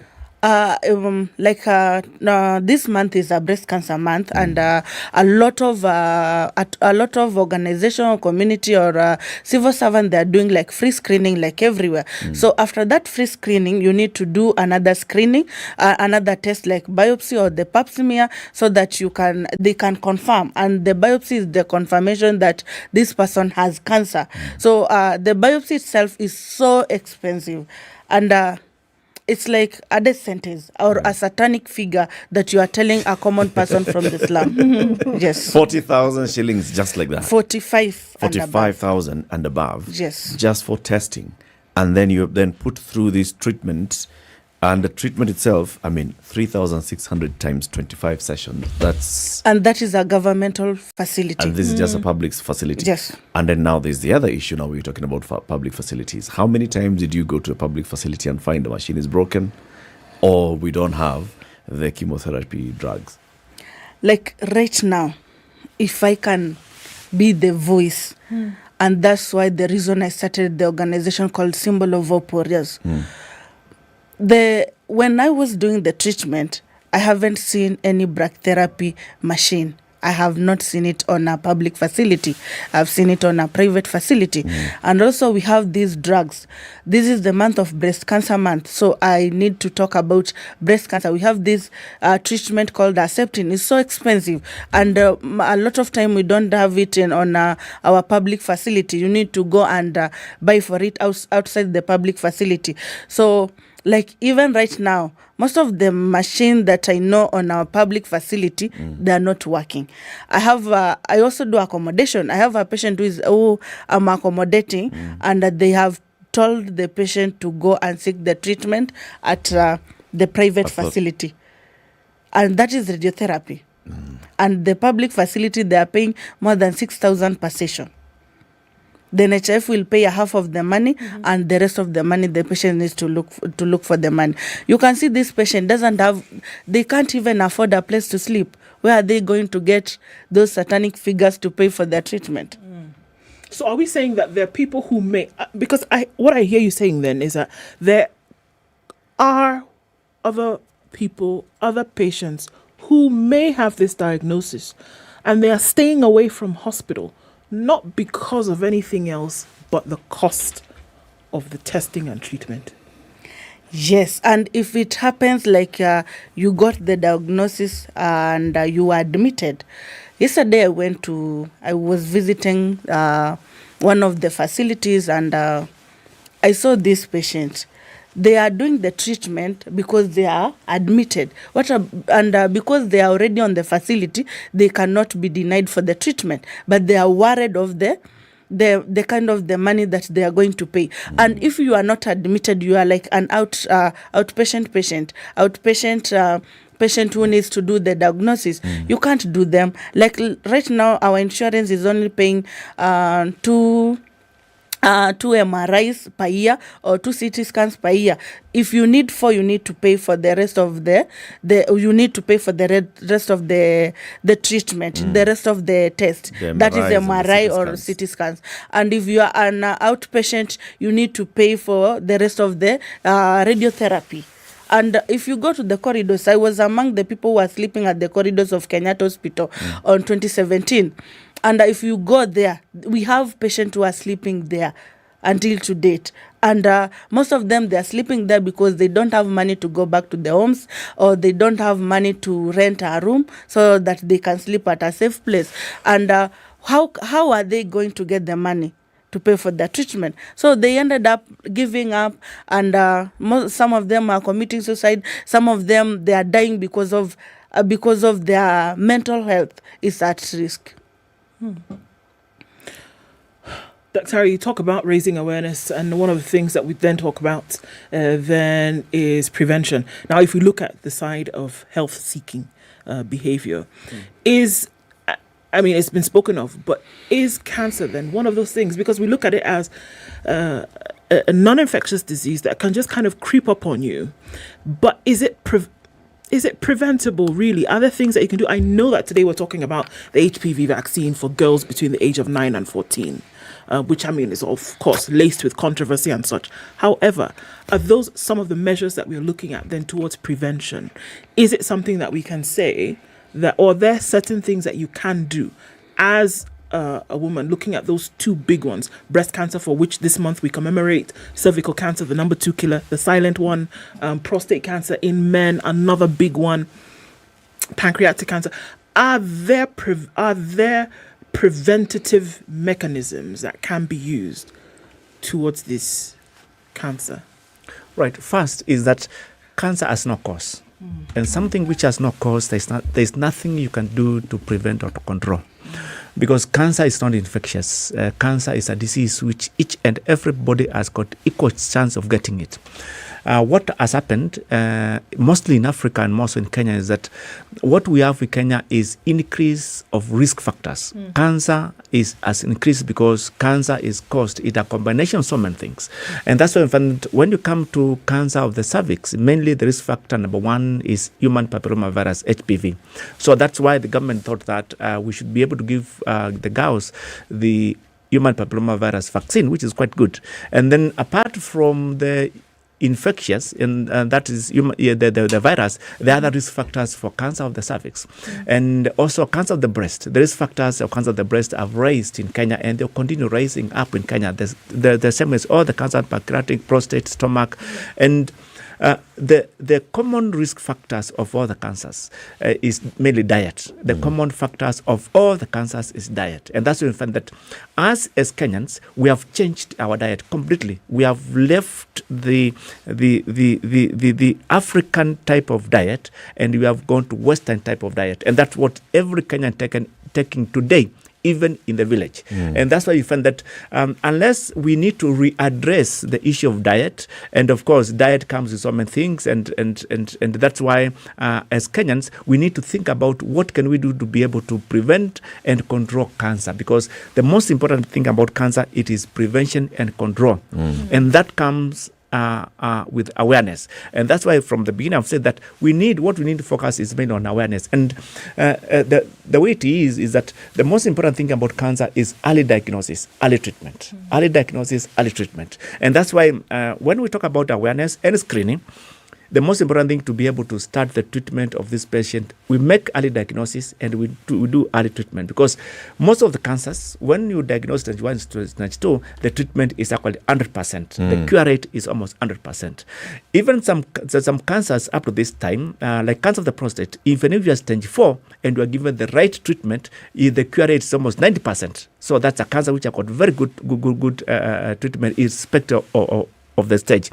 Of course, cancer is a predominant disease of many organs, and every organ can develop cancer. Like cancer of the pancreas, that's a cancer which is very difficult to be treated irrespective of where you are and irrespective of the stage. So some cancers which are easy to treat, others are very difficult to treat. But what is very important is that awareness, prevention, control, early diagnosis, early treatment, and most of what it means, and I said especially for this month, there are so many people who are willing to do screening without charging. It's very important that our people, our Kenyans, whenever there's any screening, just go to be screened. And the way I've said, and the way it is, that screening for cancer is very cheap. And screening for most of the cancers, you don't need even electricity. There are screening methods which are quite easy and simple, straightforward. At least they give you an indication where that patient is. And that's why at this time, what is very important is that we need to focus on awareness and screening. Awareness and screening, so that we can be able to get this early. And once you get them early, it becomes quite easy. Dr. Yes. Is it possible that one of the reasons why our health-seeking behavior is not as medical professionals would expect is what Millicent has just told us? The cost factor. Just the fact that, I'm feeling this, I'm feeling the other. I want to start any other alternative method of treatment for whatever I'm thinking I have before I go to hospital. Because going to hospital is going to be told, sasa utaenda kwa lab, uende ufanye hii, and you're... and that is going to cost you thousands of shillings, satanic figures, like you say. The figures are not that satanic. They're just a bit high, but not very high. Actually, if you want to do a comparison to what people are consuming on a daily basis, it's between two worlds. Yes, 40,000 shillings just one test. I'm coming to there. You find that actually most of cancer diagnosis, they're not that expensive. And I think most of the patients, most of the Kenyans have got NHIF, and most of the people now, they can go to with that card of NHIF, they can be at least seen by the doctor without consultation with NHIF card. But of course, NHIF, the way Melissa said, that they are not paying a lot of things. Before you used to pay everything. Before you go to hospital, you are given the drugs, you are done tests without any expense from the patient because you got NHIF card. Even MRI, we used to send the patient for MRI and it's done without asking for any money. Now NHIF is paying almost 40% of MRI. They used to in private or public? Everywhere. MRI nowadays you have to add something. That's from July of this year. Because in fact I've been sending my patient before. They used to go and be done MRI, CT scan. They don't pay anything now. For MRI and CT scan, which is the accurate diagnosis of cancer, you have to pay something at this current time. Biopsy, which medicine talked about, is very expensive. Cancer of the cervix, yes, it is. To make a diagnosis, it is first stage to make a diagnosis. It is 40,000. So it means a lot for the patients. And that's why my personal appeal is that let the NHIF at least focus a bit on cancer, focus a bit on the test before starting of the treatment. The tests before starting of the treatment they are trying, 40% is good. They are trying, but before they used to pay almost everything. By now they have reduced. But if they can focus on the tests, so that a patient with cancer is done the test and the NHIF can take care of that, that will make a big difference on actually saving lives. Because once you tell a patient that we will pick up when the diagnosis is made, and she does not have the money to do the first test, that patient, most of the patients actually don't make it. And most of the patients, what I've seen is that most of the patients actually, they say, daktari, wacha niende nyumbani nikajipange. Yes. Anajipanga mwaka mzima. By the time anakuja, hata hawezi kukuja, analetwa. Because now the cancer has taken toll on him has gone down, there's no weight, and the cancer has gone to stage 4, in fact, at stage now, and it becomes very difficult. You find that actually, when the patient came to see me as a doctor the first time, the patient was talking, was happy, was having weight, and had no problem. And one of the most important things, actually, about cancer, which is very important, is that cancer is not painful. In fact, the major problem I have with the patients, especially when I diagnose very early, most of the patients don't accept they've got cancer because it's not painful. And that's why there's that notion in the public that when I've got cancer, I should have pain somewhere. Cancer is not painful until and unless it's in stage 4, and the last stage is when the patients start losing weight, they don't have blood, they start having pain, and that's the last stage. And that's why we normally say that cancer is a silent killer. It will eat you without knowing. And that's why some of the cancers, you can stay with them for almost 10 years in your body and you don't know. And that's why awareness will reduce this number of years when cancer is in your body. And that's why we normally recommend people to be able to screen, to be screened. And screening will come only in awareness. And more so, we need more people, especially for the hospitals. I know screening for the cancer is not very, very expensive. They need to go out to be able to screen the people. And like us in the hospitals, also we believe in screening in workplace. Screening in workplace. It means that you need to screen people where they are working, because as Kenyans, cancer is not painful. To tell somebody go to the hospital, you don't have pain, to go and see a doctor, and you go in line. So the most important thing is actually we need to get the cancer screening outside the hospital, outside where people are working. And that's us, of course, this I knew from my research, is that what we need to do is to screen people where they are. Somebody's going to church, and that day of the church, pick them in the church. You can and in fact, us as the hospital, we have picked so many people. You are going to church, you have been asked that there is cancer screening, and you will come reluctantly to be checked, because pastor said, amesema, wacha niangaliwe. You go and check, let us call cancer of the cervix, stage 1 or 2. Because stage 4 she will come to me, but stage 1, 2, 3 she will not come to me, because it's not painful. And that's why it's very important. And like cancer of the cervix, it takes almost 13 years to develop. You have it, but the stages to come to know, it takes a long time. And more so, and what is very important, and also being a concern in Kenya, is that cancer is affecting our Kenyans when it's too early. In fact, when in terms of age. In fact, like when, of course, most of our books we read from Europe, some people, when they come to Kenya and tell there's a patient with cancer of the breast, age 20, 25, they'll say, no way, you cannot, because in Europe does not, but in Kenya, we're having patients, I'm talking about adult cancers from the age of 20 and 30, and that's why I've got a lot of problems, because a young lady with the age of 22 telling her that I've got cancer of the breast, she'll say, no way, daktari, I don't have cancer. That's a disease of the aged, and that's why we need to get awareness. And remember something very important: cancer can affect anybody at any age. Children have got cancer, their own cancers, and but my concern, children is okay, but my concern is the adults who are getting cancers very early in life. And when you get it very early in life, it's not very aggressive. What is your research saying? Why is this happening? It's happening because of change of lifestyle in Kenyans. We have changed our lifestyle. Remember, it is the diet. But you just said it's the same diet we're having like the Europeans, but the Europeans are not being affected at the younger ages. In Kenya, we have adopted that diet very fast, and we have got other risk factors, and risk factors are many.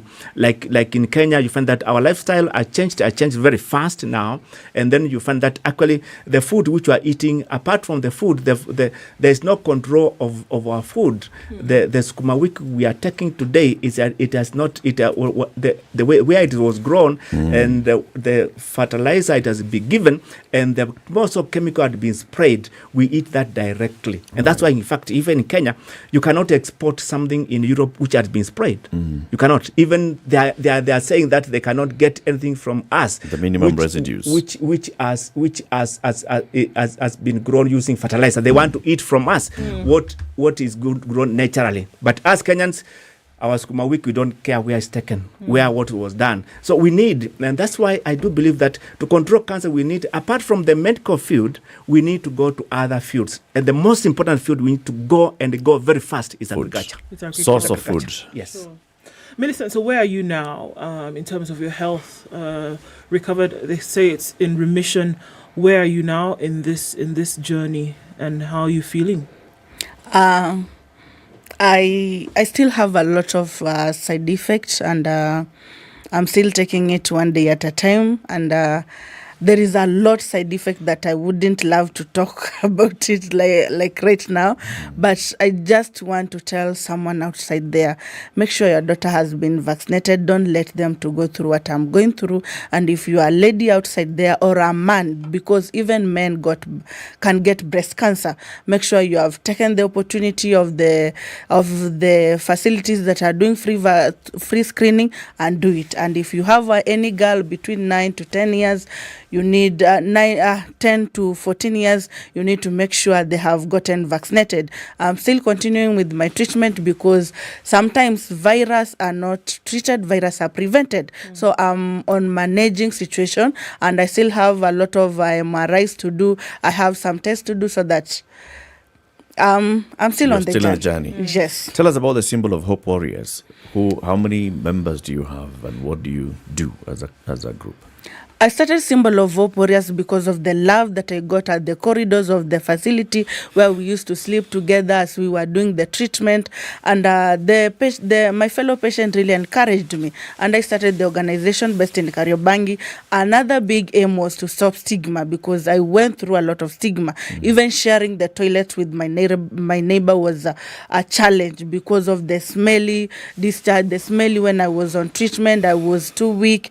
And I wanted to stop that stigma in the community, and I'm glad, like right now in Kariobangi, we don't have that stigma anymore. And Symbol of Hope Warriors, we are working with the patient, the journey, and also for those who can't afford a place to sleep when they're on the treatment, we accommodate them, and we continue with the energy of empowering patient and a survivor, because even if we have the research team, maybe they need our story. We need to be on the decision making, we need to be on the table when they are making the decision as a survivor, because if each time we are going to tell our Kenyan, we are going to tell the Kenyans like we lose more than 9 women, or we diagnose 1,000 women to cervical cancer, but they are not telling us we have Millicent who is surviving the journey, and she's strong to overcome. So we are teaching the survivors how to own their story and how to share their story in the community, as we continue encouraging our government to focus on cancer and all other NCDs, because we are not ready to die, and no women should die of cancer, mostly cervical. Very well said. Very, very well said. And I'm sure, who's the designate CS for Health? Madam Nafula. Yes. She has worked with KEMRI. She knows the value of research. She should listen to what you've said. The person that Sakaja also appoints as a CCM for Health, and all the other county governors, they should listen to what Millicent is saying.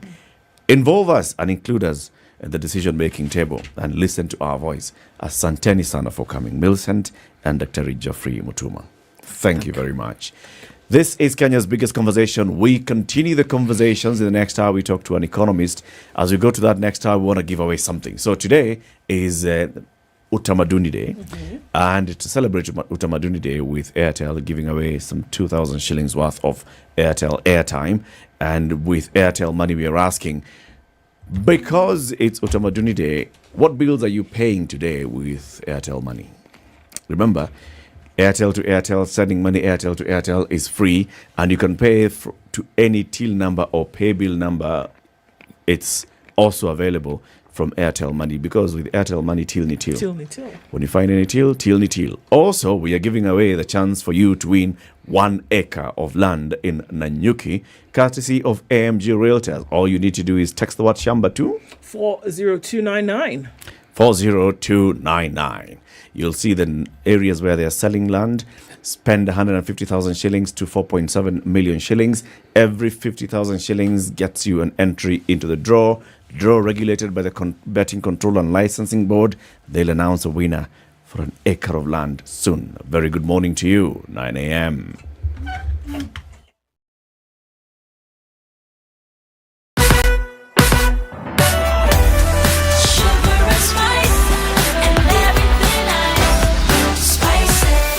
Spice up your life. The news at the top of the hour on Vibes Radio. The news at the top of the hour on Vibes Radio.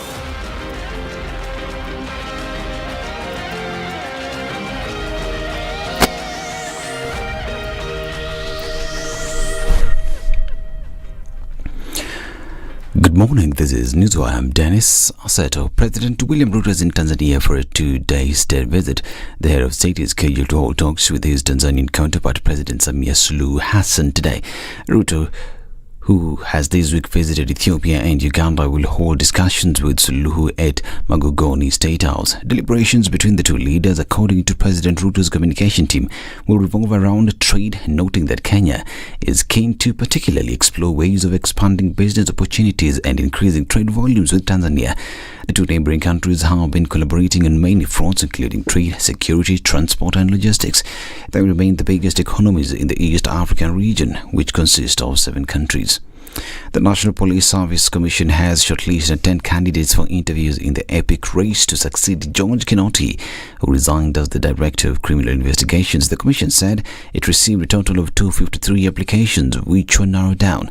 The shortlisted candidates have been invited for interviews tomorrow at the Kenya School of Government, Lower Kabete in Nairobi. Members of the public have up to the end of day today to submit any credible information relating to the shortlisted candidates through written memoranda to the Communications Secretary, to the Commission Secretary, Chief Executive Officer, National Police Service Commission. The recruitment follows an announcement by President William Ruto that Kinoti had opted to resign, while IG Hilary Mutyambai has gone on terminal leave. Now, Vihiga Governor Wilbur Tichilo wants the newly formed task force that is reviewing competence-based curriculum (CBC) to include views from private schools, among other key stakeholders from the education sector. Speaking at Mbale, where he officially opened a Western Region Directors Workshop of Kenya Private School Association, Otichilo observed that private learning institutions are steps ahead in adopting and implementing the new curriculum. He advised the task force to relook on the program's implementation strategy rather than abolishing the whole curriculum. As he applauded the program, he noted myriad challenges that had affected the new curriculum. And over 200 sacked employees of the Kenya Ports Authority held peaceful processions in Mombasa demanding reinstatement from the national government. The 247 employees said they were sacked by KPA management without any valid reasons and appealed for intervention from the new administration. Holding banners and placards inscribed with their demands, the protesters appealed to President William Ruto to intervene to have them rehired, since it has been many years since they were sacked by KPA in 2009. They said the workers were not given any reason for their sacking and termed the move unprocedural. And the Kenya Union of Domestic Hotels, Educational Institutions and Hospital Workers, KUDEIHA, has issued a 14-day strike notice to the board of Egerton University of alleged non-compliance with the signed collective bargaining agreement. The Union Secretary General Albert Njeru is accusing the institution of delaying the salary for non-teaching staff. The union now wants Egerton University to implement the deal reached between the institution and the non-teaching staff, failure to which they will down their tools. We are now giving notice. As a leader of the universities, I'm saying Egerton University, if by that first they will not have paid full salary, 100% of the salaries they owe the workers of university.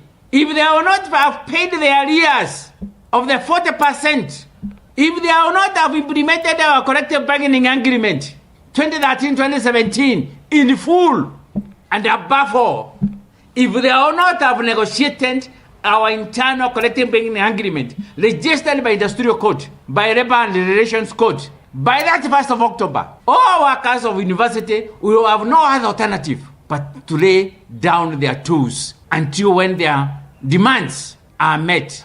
Otherwise, we cannot have management enjoying allowances, freedom of association, and above all, full salaries, whereas the employees are still demanding their full pay. He accused the university management of turning a blind eye to the welfare of the majority of the workers in the institution. Further feed and Russian President Vladimir Putin will hold an operational meeting of the Security Council today, just 2 days after a massive explosion on a key strategic bridge linking Crimea and Russia. The meeting itself isn't out of the ordinary. Putin regularly holds operational meetings with the Security Council, usually on a weekly basis.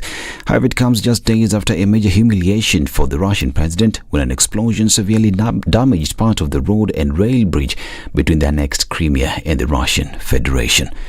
This is Newswire. Dennis Asseto, good morning.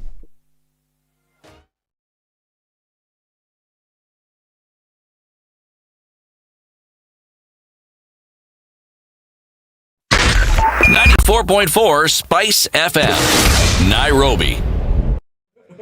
A little bit of traffic into the CBD this morning. I was seeing it some coming off of the Thika Superhighway. Nothing too crazy because, of course, most people are indoors today. We probably will not, definitely not, will not see as much traffic as we normally do on a Monday morning. Let us know what's going on where you are. We're seeing free flow of movement from left to right, north to south in the city. Let's just keep it that way and be safe while we are. SpiceFM KE on Twitter through the morning.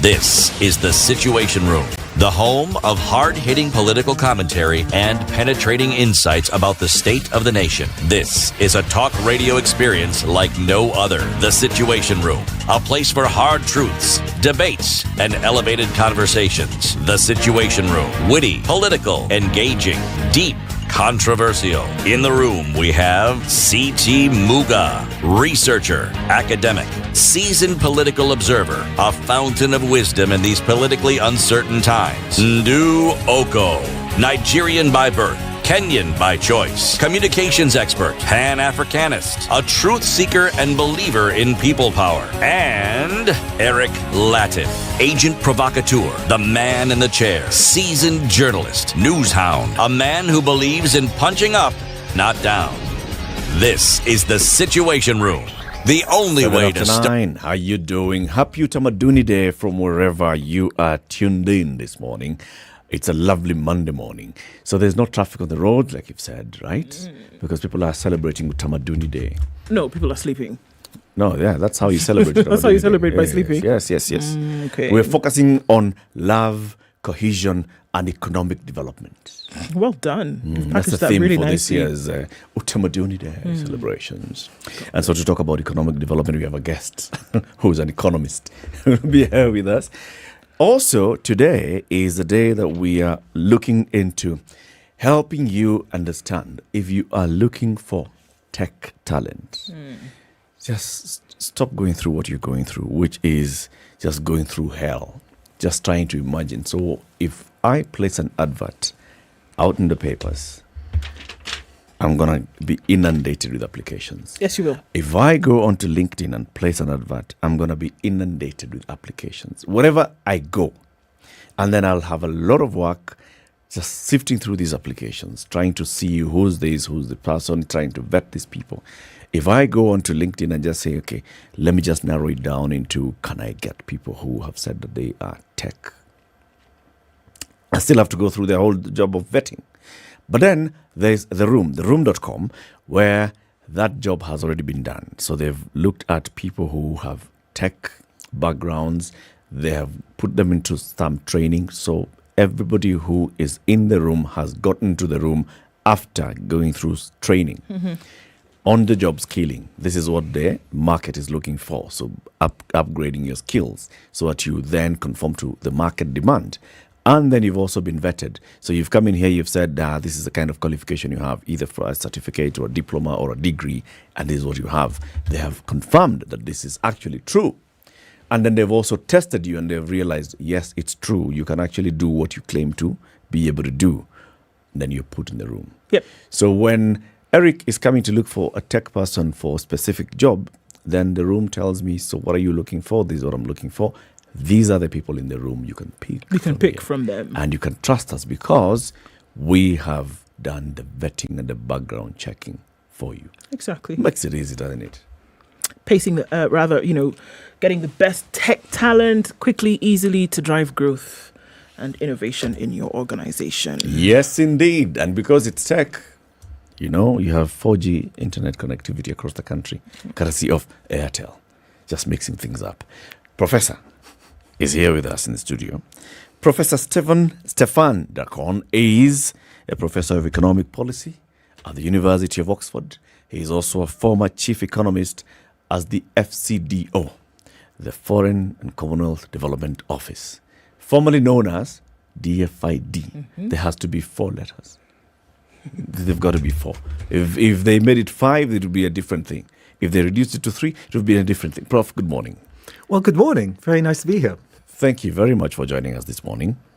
You've done a lot of work on development and then you've authored a book. And the title of the book is Gambling on Development, Why Some Countries Win and Others Lose. It's a gamble. Okay, we're going to talk about all this. So let's just start with your background as a professor of economic policy. How long have you been teaching this at Oxford and elsewhere? So, well, I've been doing this for 30 years. I started my academic work in East Africa, was based in Tanzania, studying rural development. And then I've been for 20 years studying East Africa and the Horn. I look at farmers, rural development, all kinds of things. And then 10 years ago, I got a chance, despite being an academic, to actually step into working in government. As you said, the DFID, the Department for International Development, was the aid agency of the UK. And so they put me there as chief economist without, as a civil servant, no political connection. I'm not even British by birth. And so I had 10 years of working in the policy space. And so I suppose my background is a little bit strange now because I'm academic, but I've seen up front working with politicians, decision makers all over the world. And so I spent my last 10 years traveling around, working across Africa, also in South Asia, and learning, which is what is the most joyful thing to do. You're avoiding one part of what you've been doing, which is looking at development from an aid perspective. Well, actually, it's an interesting thing, is that the one thing I've learned, and even in the book I've just written that you cited, I have 13 chapters and it takes until chapter 11 before I even mention aid. I don't think aid is the central story of development. Successful stories developed. Aid may have been useful, and there will be countries where aid has been useful. But it's the countries that develop, and aid may have supported it. It's not the other way around. Aid doesn't develop a country. So I looked at it from that perspective. And yes, I'm still, coming from Europe. We are aid donors. We try to do it. But I was definitely always trying to tell people, start with the country. It's their development that you may want to support, but it has to come from inside. Many might argue that aid actually cripples a country even further than it would help it. So I think I'm going to give a slightly longer answer to you because you're right, and I will come to that point. The way I like to think about development is, and it's the winners and the losers that I describe in the book in the title. It's, every country is a coalition of powerful people, powerful groups. People in the politics, military, business, sometimes civil society, public intellectuals. And I talk about countries, essentially, it helps to think about countries as fundamentally a bargain amongst powerful groups, elites. Now, you can have lots of these different elites, and you could have elite bargains, as I call it, deals between the elites that actually are purely clientelist. If I'm in power, it's my time to eat, and I make sure I line the pockets of those who supported me. If I am controlling the state, I'll steal from the people, and that's how I do it.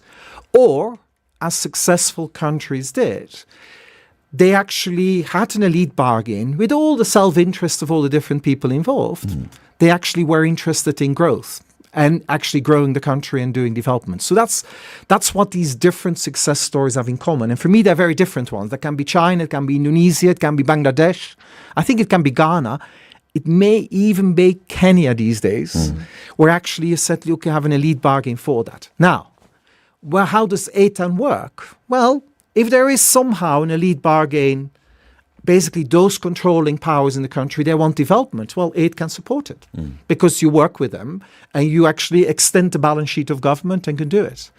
But you have a problem in some countries where fundamentally the politics and the business community and the military, whatever it is, they don't really care about aid, but something very different.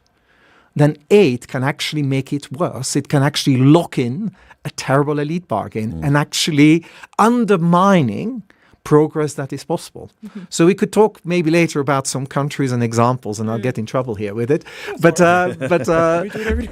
yes, but that's basically it. So it can cripple it because, you know, if the incentives in the country are totally different, well, what are you doing? Are you compensating for the failures of government? Or actually, are you embedding a bad structure and making it actually worse? But then I hear you talk about it from the recipient of the aid. Yeah. You know, the recipients, the government, those in the private sector, those whom you're calling the elite bargains. Yeah. They're looking at, all right, so this aid is going to come. What are we going to do with it? How are we going to benefit directly from it? How about the source of the aid? So, yes. And the motivating factor for this particular country to put up this kind of, you know, agency that will be going to offer aid and development to these developing countries. So one thing I already noticed in the way you discuss the book, and I will want to push back a little bit. I will answer your questions. Don't worry about it. As I said, chapter 11, 12, 13, there's 10 before. Okay? Understand what's going on in the country first. And then see what an aid potentially does. Now, I am not someone who's going to say that international aid is always given with the best of intentions. I absolutely will not say that. In fact, I worry that we're going to in a bit of a bad patch now because geopolitics. And it's not about particular countries. But with geopolitics coming into it, you know, there is a risk that we are going to support in aid again, the kind of crooks like Mobutu Sese Seko in Zaire, in Congo, who actually was a crook and was a kleptocrat and was actually stealing from his people. But actually, because of geopolitics, we ended up supporting that regime in the 1970s and 80s. So you are potentially, you know, doing this. So, and that's a big risk. But, you know, I am a strong believer that a country should be firm and actually saying, you know, look, we should have our own development strategy. And if you're willing to develop and grow, you know, aid donors should be willing to assist it. But say no if you don't want it. You know, I've worked a lot in Ethiopia, for example, as a country that very strongly had a view in the last, up to about 2020, how it was actually going to use aid. And it had a strong agency. And I remember conversations there and saying, I'm not sure we want you to do this project. And that's great. And I was always fully supportive of a government saying that we don't really want to do it. Because the only way to get development is it comes from within. I agree with you. And I think, look, if we're looking at development from the different stages of development, I liken it to a baby, for example. You're not, unless this child is unless there is a fundamental physiological problem, this child will go through the stages on their own. They will get up, they will crawl, they will get up, they will walk, they will fall, but essentially they must do it on their own to get through the developmental stages. And I think you can liken that to what happens in a country, maybe a little bit basic, however, following some of the same tenets, that it must be allowed to go through the cycles of development. After all, those that we call world powers today, by and large, went through the rigors of development. However, there are many who argue that there exists a world whereby those powers today will not allow a situation where these developing countries then will be able to actually develop on their own, because they will then eventually get into a place where they could contend with said world powers. Right. So now I'm going to argue with you on this point, because I agree with you up to a point. So I like the analogy, actually, and I'll come back to that, the analogy of the thing, because you put learning central here. You put learning, but progressing as well, you know? I have a son, and I remember when he was very small, I can actually encourage terrible bad behaviors and encourages good behaviors as well. Okay, so learning is something, it has to be progressive as well. But, we have to be very careful to, because you said the developing world. Actually, the more I look, and also in the book I discuss that, the developing world doesn't exist anymore. There used to be in the 1960s a very clear one set of countries that looked in a very similar way. Okay?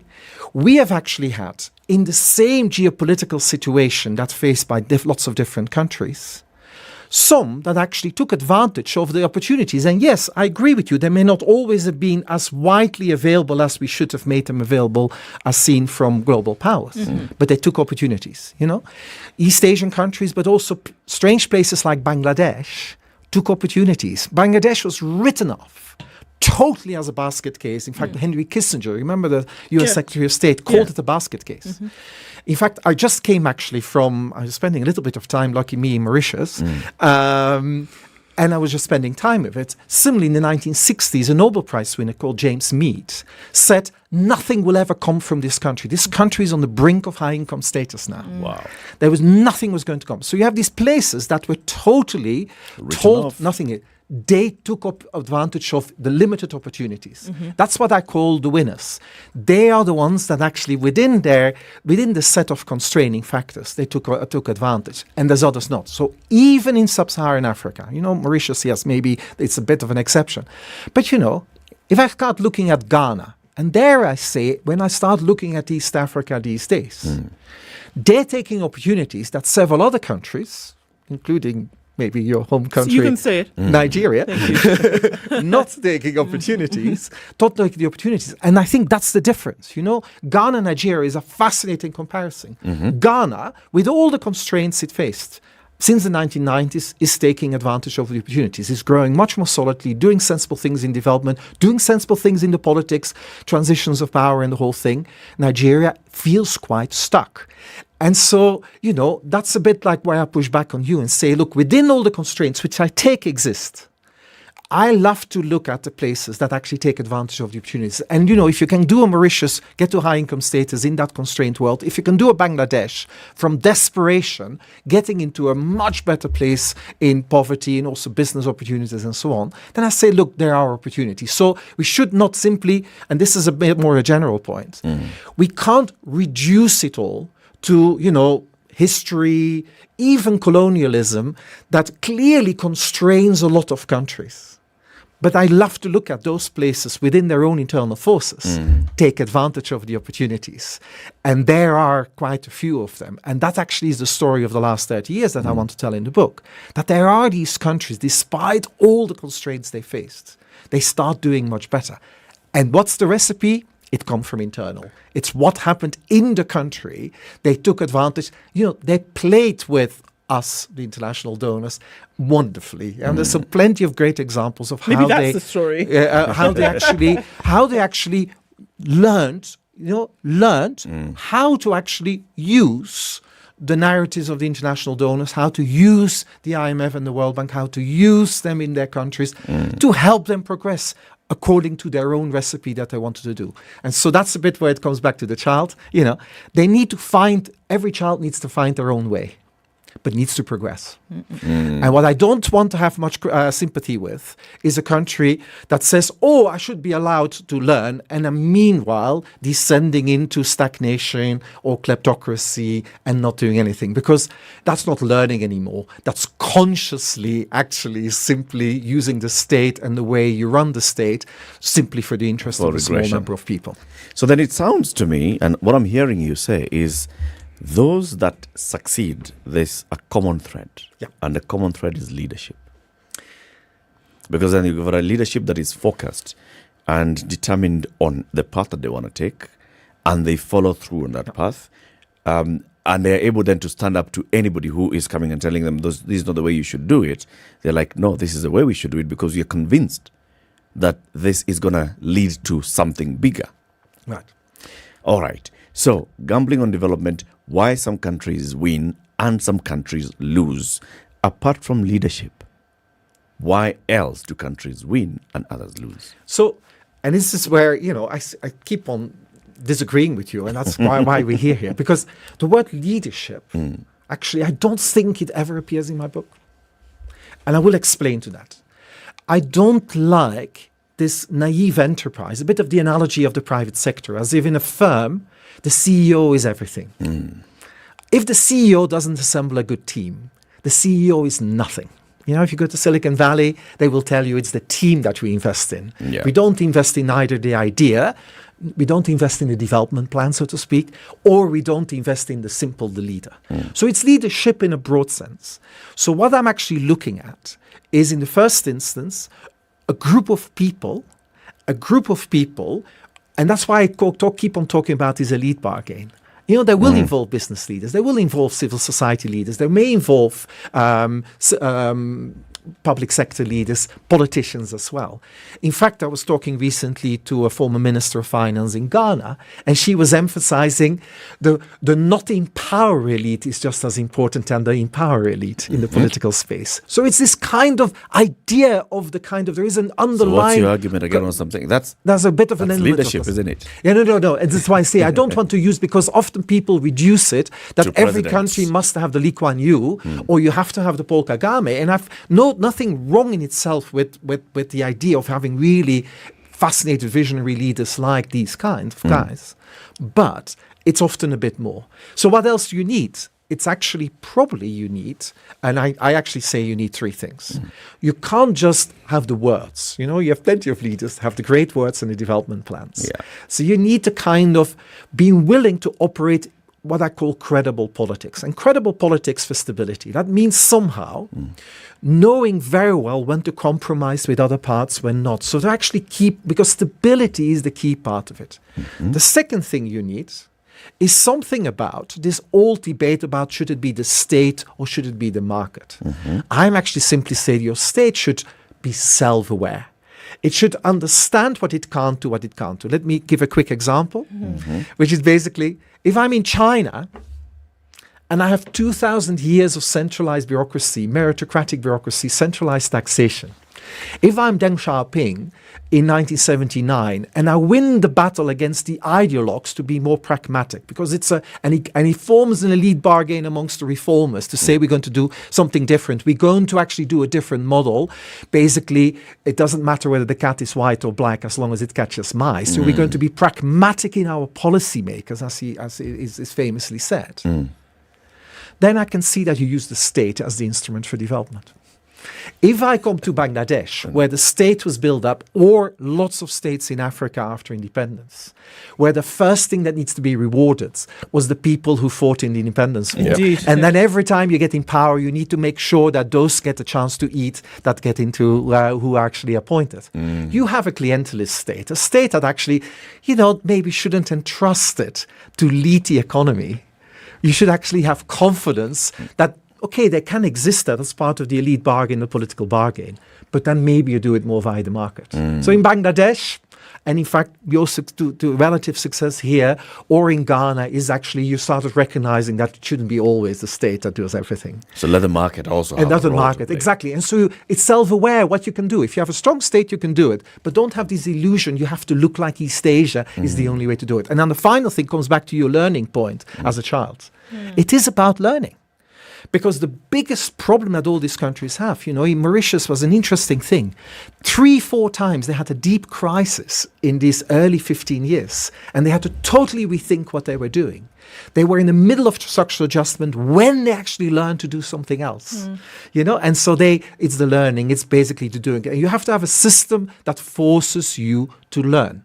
In China, how did they force them to learn?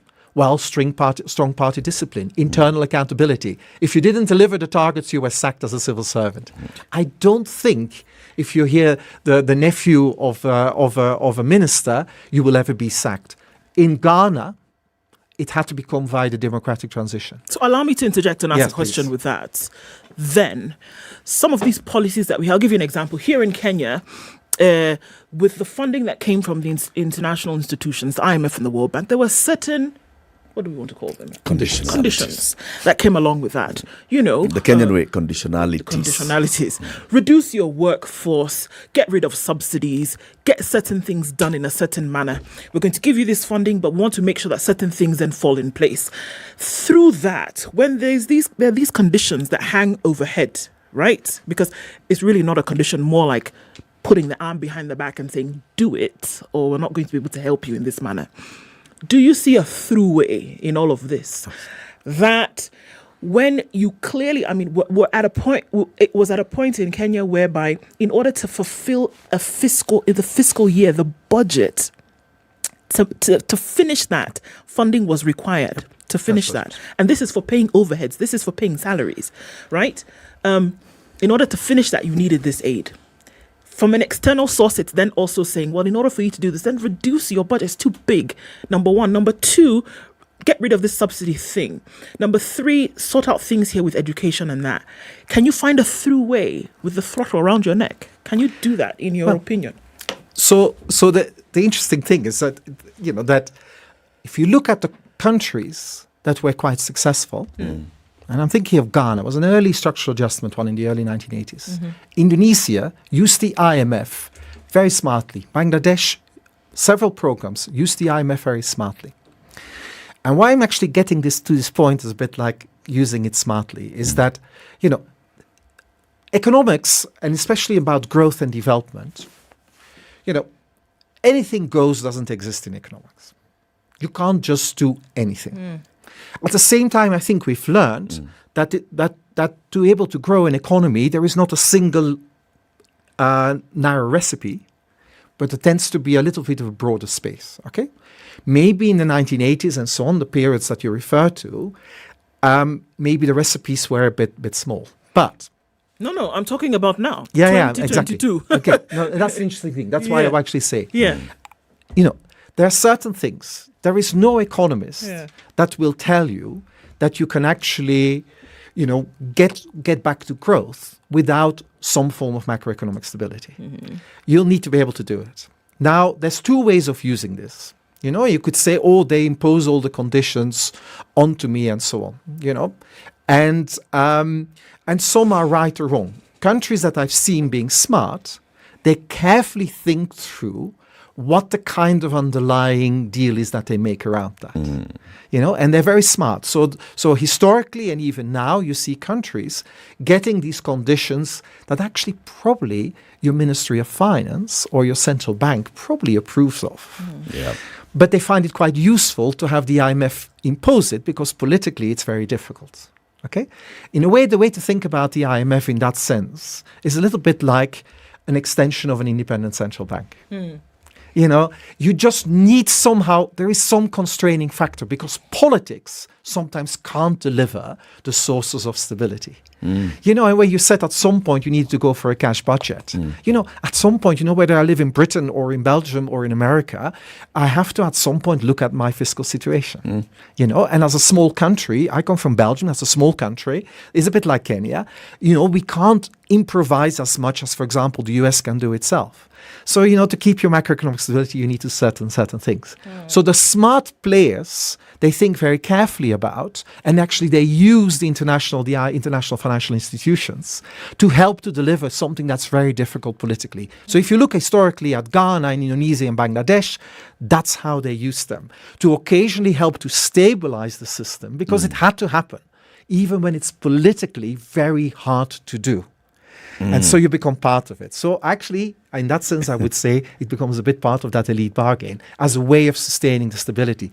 So, and I wanted to just put it back, Economics imposes some constraints on you. You can't just do anything goes. There are trade-offs. And in this kind of environment, I'm very sorry, if you want to bring inflation under control, you'll have to do certain things. And in some places it means input subsidies reduced. In other places it means being careful with the size of the state. We'll have it in Britain. We'll have it in Belgium. You'll have it here. Unfortunately, that's there. But use these international institutions. I don't mind if you blame them for the conditions. But I don't believe in conditions, by the way. I don't think that they should be the ones imposing it. The smart countries are where your finance ministry and your central bank smartly finds a way through, working with the politicians in the country and say, okay, we better go to the IMF because politically you're not going to be able to do it without their support. Right. Using them cleverly. 26 minutes to 10. Let's take a quick break. Professor Stefan Diakon is a professor of economic policy from the University of Oxford. He's also a former chief economist at the UK's development agency, now called FCDO, the Foreign and Commonwealth Development Office, formerly DFID. He's here with us talking about his new book, Gambling on Development, Why Some Countries Win and Others Lose. And of course, you can hear the interesting perspectives that he's bringing into the conversation. Taking a break now. And looking at how many people are online to win the 1 acre piece of land because they have gone and done the deed. And what's the deed? Send an SMS to 40299. AMG Realtors is saying 10 acres up for grabs. Some have already been won, more to be won by 6 people. One person gets 5 acres at the end of the draw. So you spend 50,000 shillings and you are able to get an entry into the draw. There's land all over the country. Nanyuki, Nakuru, Nairobi, in certain parts, Juja, here, Malindi, there, and the other places. Malindi, in the eastern part of the country. So, spend 150,000 shillings for a plot, as we say. And 50,000 shillings allows you an entry into the grand draw. You could see yourself being an acre owner. Like that? Just like in that. addition to the piece of land that you've bought? That you've bought already. Buy a piece of land, entry into the grand draw, you could have an acre or 5. Or 5. Indeed. And you're still recruiting people? Yes. We're running. Stefan, we're running. We're running in the Nairobi Standard Chartered Marathon. I don't know if you will be here, but hey, you can also do it virtually. This is it. It doesn't matter where you are. Because there's the virtual option of the Nairobi Standard Chartered Marathon, you can actually run and then log your times virtually and still be on the leaderboard for the marathon. I better start training then, isn't it? This is what we've been doing. A light trot here and there, but we're doing something. And then between the 23rd and the 30th, so you'll be running. Choose the day that you want to run, all right? So you get clock your timing, you put it in the app, the Strava app, and then put you on the leaderboard. Doesn't matter where you are. 10 kilometers, 21 kilometers, 42 kilometers. You're an economist, you can do the whole 42. You're economic with your strength. Wow.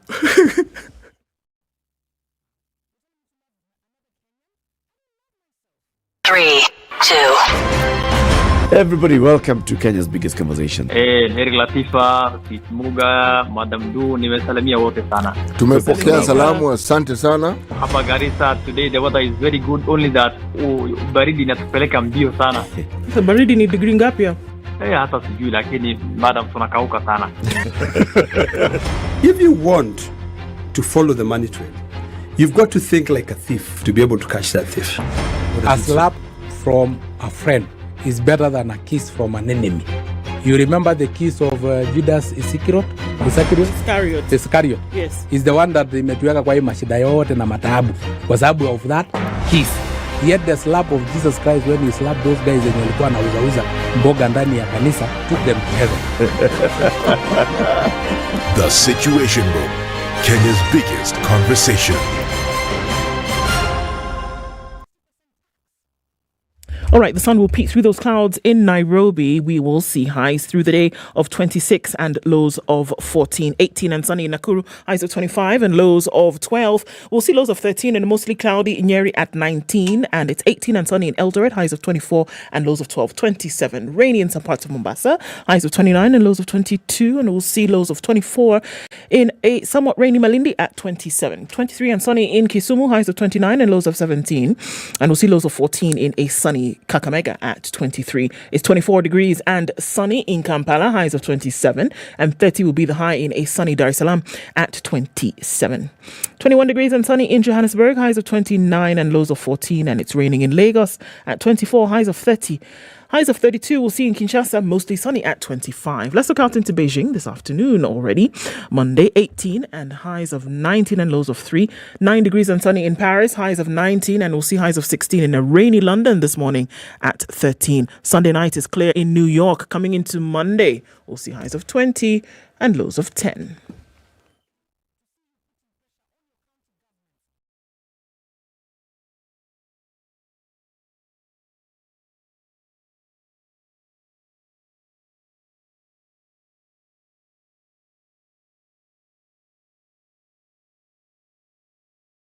Not going to be a problem today, being a public holiday. Just a little bit of traffic we're seeing sneaking up on Jogo Road. That's outbound traffic, so inbound is not an issue. Into the CBD is probably where you see most of the action. Still, public service vehicles doing the thing today. All right, what's going on here? Outer Ring, nothing much actually. Juja Road, a little bit of traffic as you're trying to cross over Outer Ring heading into the city. But you should be all right on the Thika Superhighway. Same thing on Gong Road, not too much of traffic. Talk to us through the morning. SpiceFM KE on Twitter.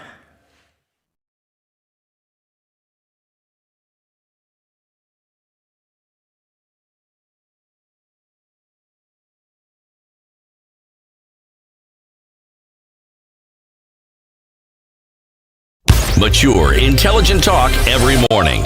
Spice up yourself.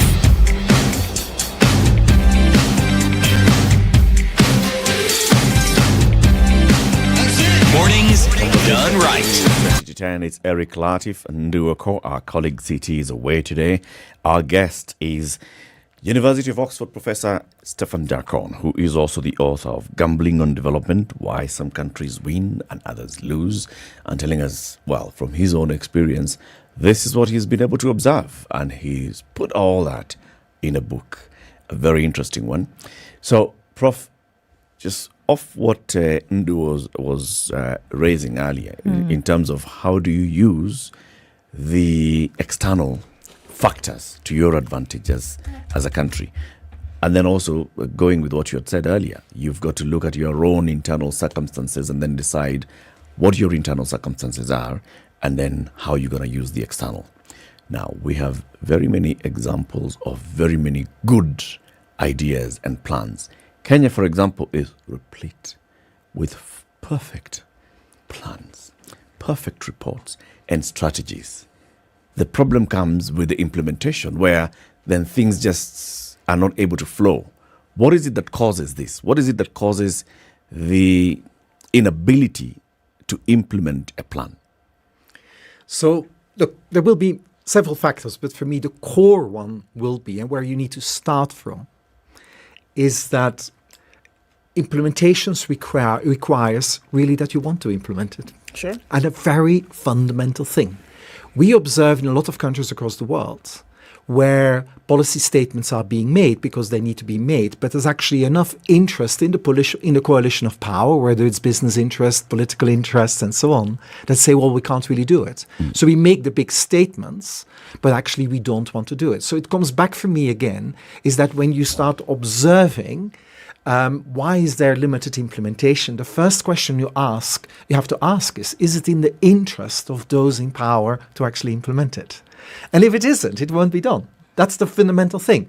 Once you pass that, of course, implementation, I've worked in government in the UK. It's incredibly hard to get things done, even if you want to do it, and we have to learn and so on. And then it comes back to that willingness to learn from the mistakes, being able to when is the last time you have a politician in any country of the world saying, by the way, we tried to do this, but we failed? It's incredibly difficult for a politician to ever admit that something they tried to implement was a failure.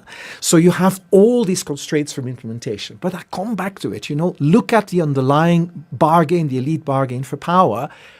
Do they want to do it? And I think the most important reason why things don't happen is that. And fundamentally so. But also, let's be fair to those people. Maybe they actually want to do it, but then there are other factors, even internally, that are so strongly opposed to you doing it because they're interested in the status quo. So you may come in here and you really want to change things, but the powers that want status quo to remain are stronger than yours. Yeah. What do? In the case of China, Deng Xiaoping wanted to change. But of course, he faced a lot of opposition in the very beginning, and he had to radically change the government. Yeah. But you see, that is a system of government that's different, where the boss now is the boss. Yeah, but Eric, you make this perfect. That's a perfect point. The elite, typically, those with power, are mainly interested in the status quo.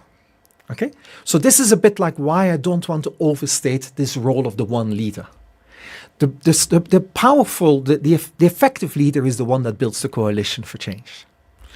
Deng Xiaoping had to build a coalition for change in his own country. In Mauritius, that's what the founding president did with the business community. Built the coalition for change that was broad enough and to actually do it. So it's not, so I agree with you. You may be the big man, the minister, you may be the president, you say, I want to change it. I see it, for example, President Chakwara in Malawi. It's a very complicated political things and very little ever gets done.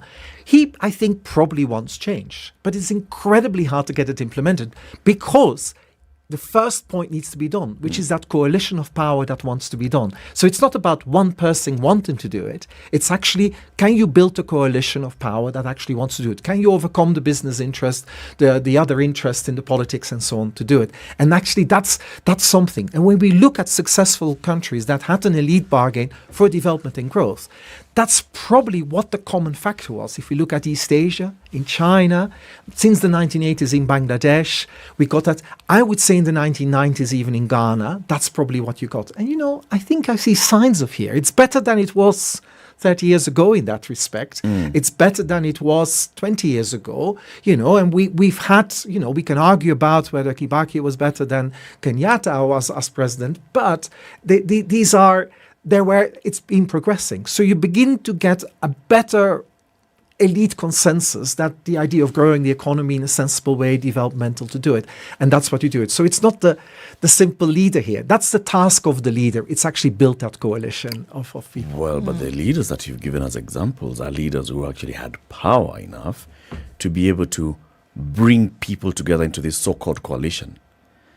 Very many of them were not, I don't really feel that they were willingly joining the coalition, more than they felt that this is the better place for us to survive by joining the coalition. So the leader has got to have a very strong whip. Yes, well, it's either a whip or understands the elite interest. So if you go to the different countries, think of China. We end up talking a bit on China here, and it's quite an interesting thing. Why did Deng Xiaoping manage to get that coalition, this reform coalition, together? It's because it was a matter of survival for the Communist Party of China. I'm old enough to remember that people talked about, will China survive this period? So it was actually a quest for legitimacy. It's a quest for the sustaining of the position. In Indonesia, President Suharto in the early 1970s had to do this. In Bangladesh, it's really interesting. Everybody recognized that the elite bargain shifted to be more growth and development oriented in the 1980s. Nobody can date it. It's a bit like the signing of the elite bargain will not be televised. It will not. There is no moment. It's an implicit consensus that emerged between different people in different paths over time, and it becomes strongest. And it's about your behavior being more consistent with it. Therefore, I'll start behaving more. It's the opposition politician behaving in a certain way when they're in power. You start behaving in a particular way, and so on. That's, for example, in Ghana, very striking with the transitions of power. power, they were actually remarkably peaceful since the 1990s. From a very fractured political system, they went to go it. Can actually complement the country here in the terms of the way the transition, even though people have strong views about it. This is not 2007-08, you know, and you get somehow a way to handling these transitions of power. That's part of that elite bargain that actually becomes stronger and more stable and hopefully more developmental. So these countries, it's not about a big whip. It's actually, you know, I like to look at leaders are the ones that actually manage to build consensus. You know, sometimes people say the big part of a leader is to be the communicator in chief, telling the story that everybody feels part of that story rather than the commander of chief, because otherwise you may command and nobody follows you. And just coming off of that is that, look, even, and I think about coalitions, and I think that has become almost a buzzword for the political scene on this side of the pond. And that means that you will enter into a coalition, not necessarily because you believe there are certain developmental strategies then that will be followed for the country, but you do that for your own personal political expediency, that you must then remain relevant in the political sphere. If you don't do that, if you don't get on the side of Eric and Stefan, then the likelihood of you remaining politically viable reduces significantly. But that's the essence. But the thing is that, are we saying that you kill two birds with one stone? Yes. That you get into this coalition, doesn't really matter what your personal thoughts are, but if this person who is ringing everybody up, if they know that's where they're going, then you can bring these other people who are going to pay homage to you, and that you can then get into it anyway. Look, we talk about, say, business elites, business communities. You know, look, we know very well, and I'm pragmatic enough, that they are not necessarily start being in business and building up a business because they just want to do socially good. You know, they could have set up a small NGO. And I have no problem with it. That's the way the system works. A politician loves power. A business person loves money and profit.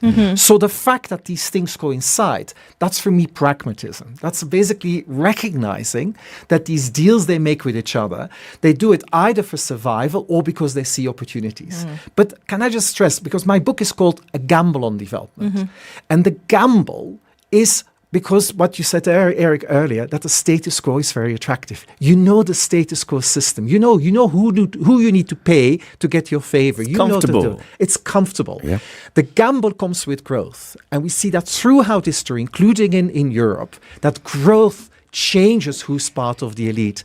It gets new entrants. You know, think of tech. You know, we were talking in the beginning, you were mentioning it. Tech is this kind of new kid on the block that actually changes the dynamics of the old power structures. You know, and growth is a gamble for them, but they do it because they see, well, either I will lose power because I have no more legitimacy, or I need to incorporate these people to actually progress.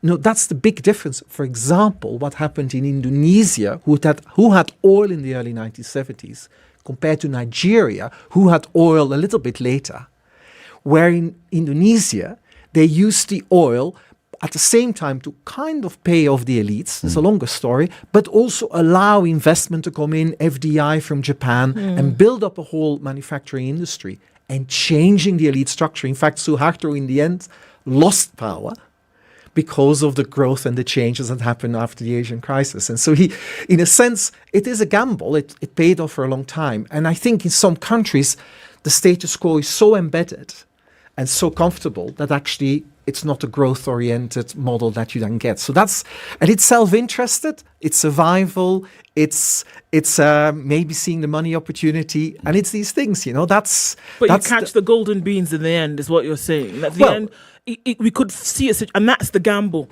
that the end could justify the means. Yes. Well, in a sense, for you as a player in it, it could do. But, you know, these gambles don't always succeed. You know, if we look at Ethiopia, you know, which is unfortunately rife with conflict now, you know, since about 2003 up to about 2018, 2019, the elite bargain for this relatively small group of people that controlled power was, we're going to do it via economic growth and development. Yep. We're going to get legitimacy through development. The political bargain was always weak between these different nationalities. And we know the story, you know, dominated by one of the ethnic groups, by the Tigrayans and so on. It was complicated. at some point a political deal falls apart. And actually the gamble at the moment is, let's say, on hold. I'm not saying that it can't come back, but it doesn't look that good. So, but it was a gamble of the elite at that moment. And you remember, all the people fighting now were part of that elite bargain initially. They were actually saying, let's try it via the economy, but they couldn't keep the country together.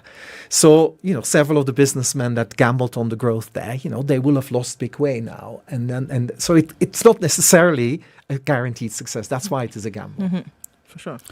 Do you think this development word or buzzword or pressure could actually lead to some trap? So a leader comes in, and because they're feeling that I've got to deliver on development for the people, for me to deliver on development and look like I'm different from the previous leader, then I've got to be a bit more radical, introduce my own ideas. So we just end up having start, instead of having continuity, which could also be, for example, we've got Vision 2030. We are only 7 years to the end of Vision 2030. We've been looking at medium-term plan 1, 2, 3, 4. We're on MTP 4. But if you look at MTP 1, 2, 3, truth be told, some work has been done, but a lot has not been done. Instead of leaders just coming in and saying, we are continuing from where the other person left, going into our shift is MTP 2 or 3, and this is what we are expected to deliver. So leaders just come in and they're thinking, you know what, I've got to, leave my mark. And this is what my definition is going to be. The man who outdid the other one on infrastructure, the man who outdid the other one on agriculture. And you just end up having all these different things. It becomes a development trap. Yes. Whether it's a trap or not. For me, actually, where I take my optimism from is that actually, if I go back to 1990 compared to now, there are so many countries who actually seem to have started their takeoff. And so actually, despite what you describe, which I recognize, the incentives are there in political cycles to deliver or personality cycles to deliver in the short term. That's the curse of politics, is that it forces you to be short term because, all the time the pressure there to deliver. But quite a few countries have been able to do sufficiently long-term development to actually do it. But you come back a little bit, Vision 2030, it's not as bad as some of the development plans I've seen in DRC. Content-wise, there's nothing wrong with it. But it comes back to this kind of how committed are you to set up a coalition that jointly we are going to develop it. So the problem with the development plan culture is that actually the document comes first before actually getting the political consensus to deliver it. Right. I actually am a strong believer is that development will come from the political consensus, cross parties and so on, that certain things need to happen. And then you get your vision. So then you'll get a more healthy way that when the one person leaves, then the road will not be left half finished, but actually the road will be finished, and so on. So that and for anything that's long term, you need to be willing to work. It's something that is not dependent on just your tenure, and it's a hard one. That's the art of politics. And I've worked with politicians. I couldn't be one. I admire, actually, surprisingly, I have a very positive view of politicians because it's a bloody difficult job. It's a really difficult job to do because of the pressures you describe. But you come back to the leadership, the coalition formation, the like-minded people, the team you built around you, the continuity versus the rupture. You need to show rupture, but you should actually have enough continuity and so on. Interesting times in Kenya to see what that balance will be and how you progress. Just looking at the same example that you were giving of Deng Xiaoping. So he starts this thing saying, let's open up the economy. Let's allow our people to go and study abroad and live abroad. Let them come back. Let's have, social transformation in the country. The next guy that comes continues with that. And then this was Jiang Zemin. Hu Jintao comes and focuses on infrastructure. Rail, this and the other. Build cities and all these things. No one lives, Xi Jinping is continuing with that, but also just transforming. Do you think this is still continuing the original plan that was there, or is each of these leaders coming in and saying, I'm going to do my own thing? Yeah. I think what hasn't gone away, and I'm not going to judge, I find it so much harder to judge what President Xi is doing at the moment. But so up to him, in the end, there is a certain progression. And what is common on it is that they want to get legitimacy from their population through growth and development. Mm-hmm. That's the, if you're a Marxist regime, there is no afterlife. So, you better, you have to deliver it here. Not on the floor. And that's, it's a self-evident thing that they can't have that. So in a sense, there is continuity there because that focal point, initially it was food security and then it became growth and then it became broader development. It is there, that's a continuing. And I think that's what I'm actually saying. So it's that underlying commitment to actually say, yes, you do slightly different things, but you keep that commitment because it leads you not to leave half your roads unfinished. Yeah. It leads you not to suddenly shift to other provinces where you say, oh, no, now I need to focus on another province than I was before. That's the kind of an element of the continuity. It's a national agenda and there's a continuity. And that's what democracies find that harder.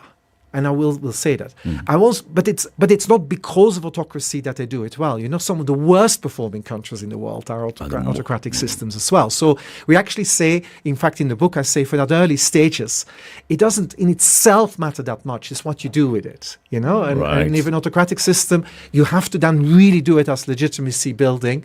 If you do it as democratic system, you should be willing to play that it's not just a narrow, zero-sum game, I win, you lose, and a kind of thing. So it's how you use the system. How you use that will determine where you get. Prof, thank you very much for joining us.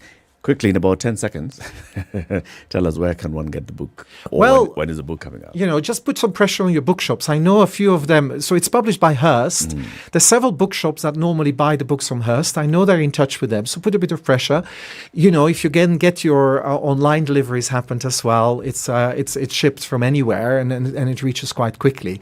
But I think, there's a couple of places here that are probably already about to stock it. And it's quick delivery. It's a nice book. And, and follow me on Twitter. I'm Gambling on Dev. And you can see some more conversation there. All right. At Gambling on Dev on Twitter. Professor Stefan Darkon, Professor of Economic Policy from Oxford. Thank you very much for joining us. As we go, let me tell you who's winning the 2,000 bob worth of free airtime courtesy of Airtel. Geoffrey Baraka, you say you're paying your lunch bill of last week so that you can start a new bill today in the Juakali sector. Start a new bill, man. Congratulations. Have a lovely day. We'll see you again tomorrow morning.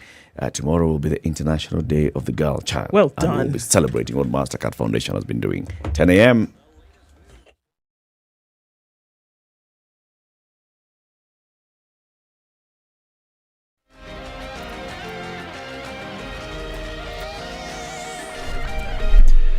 Good morning, this is Newswire. I'm Dennis Aseto.